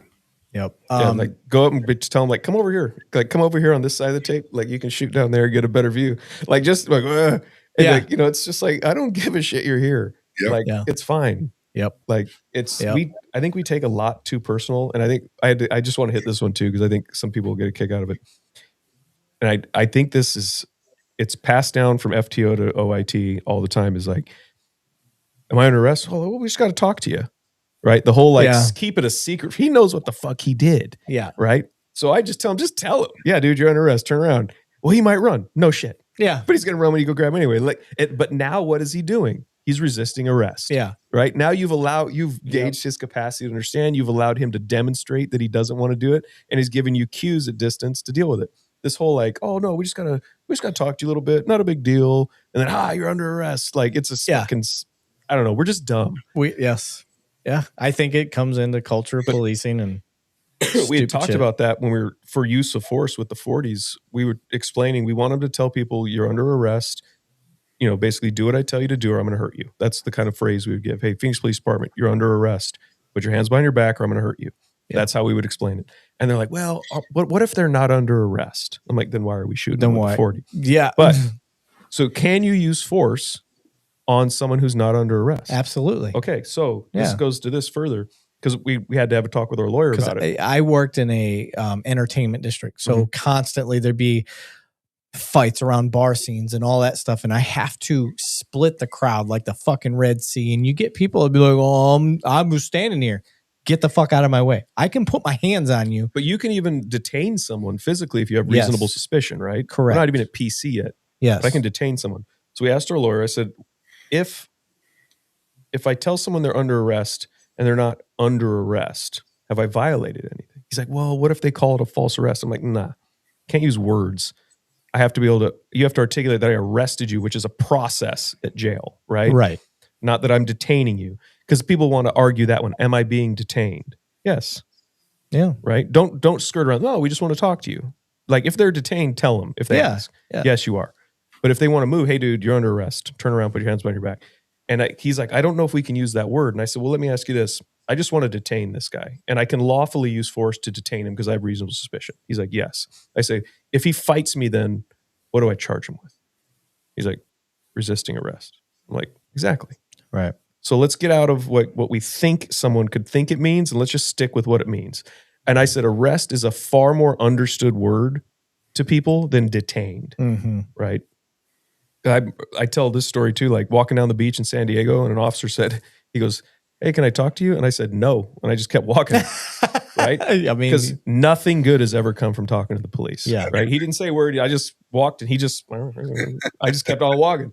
But like, why would I go? Sure. Like, no, I'm in San Diego. I want to talk to you. He probably watched our show and he's like, shit, I don't have anything to. But if he came up and said, hey, come here, legally, I've been detained. Yeah. Right. I'm not free to move. And now it goes only on my feeling. That's what I think cops got to understand. It's not what you said or anything. It's what does the person feel? Do they feel like they're free to leave? Right. And that is a detention. Yep. Right. Yeah. So unless you preface it with like, hey, Eric, at any moment you can walk away from me. I just want to ask you some questions. Are you willing to stay here and talk to me? Well, I don't know, man. I'm really sure. Hey, it seems like you're uncomfortable, but if I'm just letting you know, I'm not holding you here. Like you literally do have to explain it that deep sometimes. Yes. And I that's one of the things that we push on here is that police education doesn't stop between police officer to police officer. It goes into when you're dealing with the public. I have been audited. My audits are online. And one of my auditors, Cody High Roller, that's his YouTube name, he audited me. He tried to audit me, and it's out there. And I handled it in such a way that it's like a bragging point for law enforcement. Like, this is how you fucking deal with an auditor. You know, it's the same concept as educating. I literally saw this guy filming one of our scenes out in an entertainment district that's very busy. And I was like, oh, I see a guy filming. I was like, yeah. So I just walked up. I was like, hey, man, you got any questions? That's my job. My job is public service. Hey, this is your community. Is there something that you need clarification on so you know what's going on? Like, that's my job. That's how I see it. So he's like, what's happening over here? It's like, well, we had a fight. This guy right here was wasted and tried to pick a fight with a guy that was not and lost. And now he is trying to file charges, and that's not going to happen. I was like, and so we're dealing with the drunk guy. And he's like, oh, okay. And that was it. He didn't have it. I answered anything he could have possibly had right then and there. And that goes into the education of things. Hey, man, I pulled you over for this reason. I need you to step out of the vehicle. Oh, I don't got to step out of the vehicle. I know my rights. Okay, cool.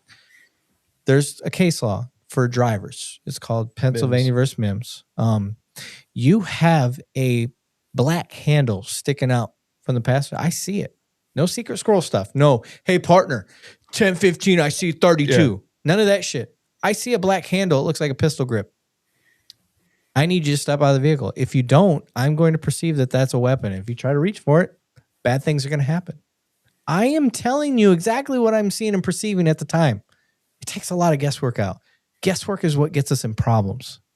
When you educate the people, whether it's telling them what you see and perceive versus, or just educating them on the law, it goes a long fucking way in law enforcement. And talking to people calmly.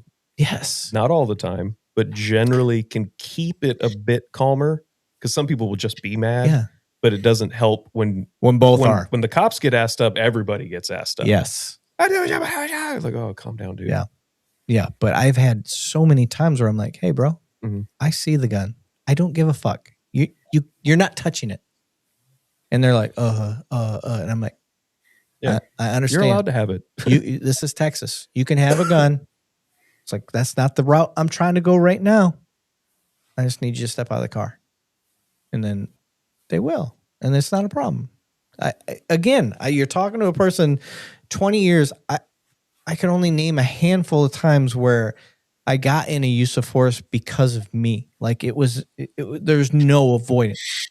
Every use of force I've ever been in was because of another officer. Not necessarily it's their fault, but they were in use of force. I came to help. But if it was my sheet and I was dealing with the call, I don't get any use of force. Yeah. Why? Because I educate. There's so much training, like that it opens the door just so like pre-attack indicators. Yes. Right? Pre-attack cues. Like the guy's sitting there and he does have a gun. He's just like, hey man, I'm just doing my thing. He's not giving off pre-attack indicators as much as the guy who's like doing the nervous look thing, right? Right. Like call out hey the dude, indicators. I see the gun. Yes. Keep your hands a stroke. Man, I'm backing the fuck away from the door. Yeah. Like I don't need to stand here and have this conversation now. Yeah. I'm gonna move. Let's deal with this. He's acting in a way that's irrational. It's not controllable. It's unpredictable. Why are you going to sit there and try to figure out how unpredictable it can get? Yeah. When people tell you who they are, show you who they are, believe them. Yep. Right? Oh, why are we doing this? Like, because I don't want to stand up here next to the door and deal with this guy and have to shoot him because he made a bad decision. Right? Because he put himself into a situation that forced my hand to do it. I'm going to use this time and distance to get back here, and he's going to have to take even more steps to get to that point. And then it'll be very clear. We used to tell our guys, let them articulate to the public why you needed to whoop their ass. Yeah. So that when everybody sees the video, they're like, oh, fuck yeah. Yep. That makes sense. Mr. Billfold said, I want to explain myself out of respect to Chris. I thought that he might only touch on firearm stuff, and he actually comes across as a man who gives a shit. That is all I can ask from a cop. So I do give a shit. He does give a shit. So that was a good compliment. But yeah, I think in a closing note, because we're running 3 hours here, but closing note, I want to say that the takeaway from all of this is education. Again, that's the big thing. If we're going to fix problems, guys, it comes into education. You can have expectations that police should know things. Your expectations, your unmet expectations, is what's going to leave you wanting. Because ultimately, you can expect all the things in the world, unless they're actually happening or they're aware of the issue, it's not going to happen. But just like we're talking about when dealing with a suspect in calling out stuff versus the secret squirrel stuff, I think that's the big thing. Is that's the difference maker, and that's what I think I've learned from Chris tonight is seeing the problem and calling it out. Here's the issue. Facing it. That's a problem in law enforcement. We don't want to face the issue. We want to talk about it. Oh, this is a problem. But nobody wants to face the real issue. Most of the time, the real issue is ourselves. Honestly, it's ourselves. We're in our own way. And I think Staccato, I think Chris, I think guys like Chris, Chancey Pogue, Brian Stahl. There's a lot of other great names out there that are leading the way, creating change in the right direction, and they're not gatekeeping. That's the thing. You guys aren't gatekeeping. You're sharing it, and that's what I like. None of us are original. We didn't think any of this shit. This has all just been taught to us, and we've figured out our own path for discovery, like how to tell other people about it. We're not reinventing the wheel. We're sharing what we've learned about making the wheel and how to make it work better. So that's what I like. I think that's tonight's message, guys, is don't gatekeep, share the knowledge, and confront the problem. Confront the problem. I think that's the big thing. So you got any closing remarks, Chris? No, I hope you guys had a good conversation. If they've got anything they want to follow up on, hit you or me up. Okay. Just go out, get training. If you want to train with us, train with us. If you want to train with someone else, I'll point you in any direction you want to get. Don't make excuses for our fellow law enforcement officers, but don't throw them all under the bus. And then whenever you guys watch a BWC, this is one thing I want people to know. You can watch it and you get this chance to see in perfect detail everything across it, but realize their eyes are only looking at certain places at a certain time. We don't know what they were perceiving in the moment. So when you see something that seems like it's going bad, like, oh man, that guy could have totally done that better. What did we do to mitigate that ahead of time? Yeah. What are the things, the cues that led up to it that, well, if we had done this would have at least made it look more tasteful, right? Because having to kill somebody is never going to look good, right? But what can we do to make it more palatable where the community and everybody looks at it and goes, I don't see how they had any other situation. The hardcore ones will be, no, there's no way they shouldn't have shot that guy. Well, this guy was getting shot. Yeah. Right. He was getting shot today. Did it need to be right at that moment? Should it have been an hour earlier, or could it have been 2 hours later? I don't know. But what did we, working backwards from the shooting, what did we do to mitigate it from happening to the best of our ability? What did we do to not have this happen while still answering the call and still taking care of the community? What did we do that we could have done, or what could we have done that might have changed it? Not what would have, but what other options were there? Yeah, agreed. Banning, you got any closing remarks, sir? My whole thing is cop, again, not very long, 21 years. I've written several gun companies letters while growing up in law enforcement, never got a return.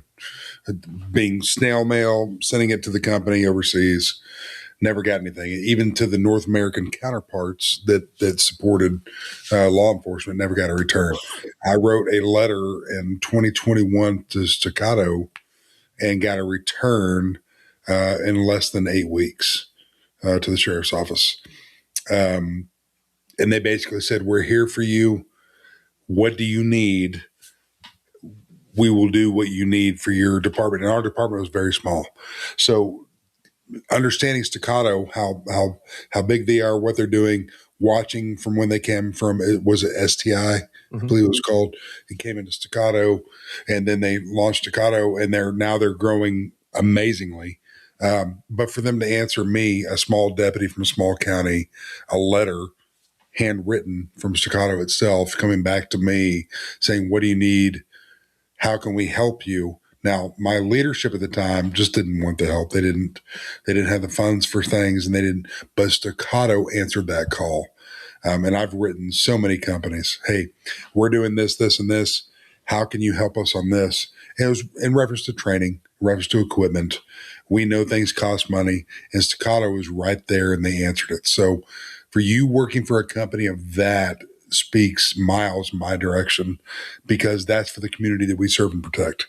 Staccato was willing to do things for our small agency at the time, even though my agency, the agency heads, didn't have it within them to receive that training.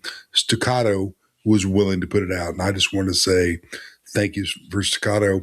And if Eric and I can come and support what you guys are doing, if it fits in the deck of cards, I'm 100% there. I know Eric will be as well. Oh, yeah. It'd be great because I'm not a shooter. That's what makes it fun. I'll look at the next time I'm coming down to the ranch here. Hell yeah. For one of those classes. I'm pretty sure I can get you guys in there. That'd be fun. We appreciate that very much. Yeah. And to Wade Lucero, nope, we're not giving away a Staccato tonight. Too funny. We may get to something in a couple years that allows us to do that. And hey, who knows? For sure. It's a firm no right this second, but it may be a soft yes in the future. So keep your head in the right place and keep supporting the show, and we'll try to do what we can. Yes, sir. Everybody, thanks for tuning in tonight. Chris, thanks for joining us. Appreciate you, brother. Thank you. This was a good time. I had fun anyway. And Ben, thank you, sir. Everybody out there, have a good night, and thank you for joining us.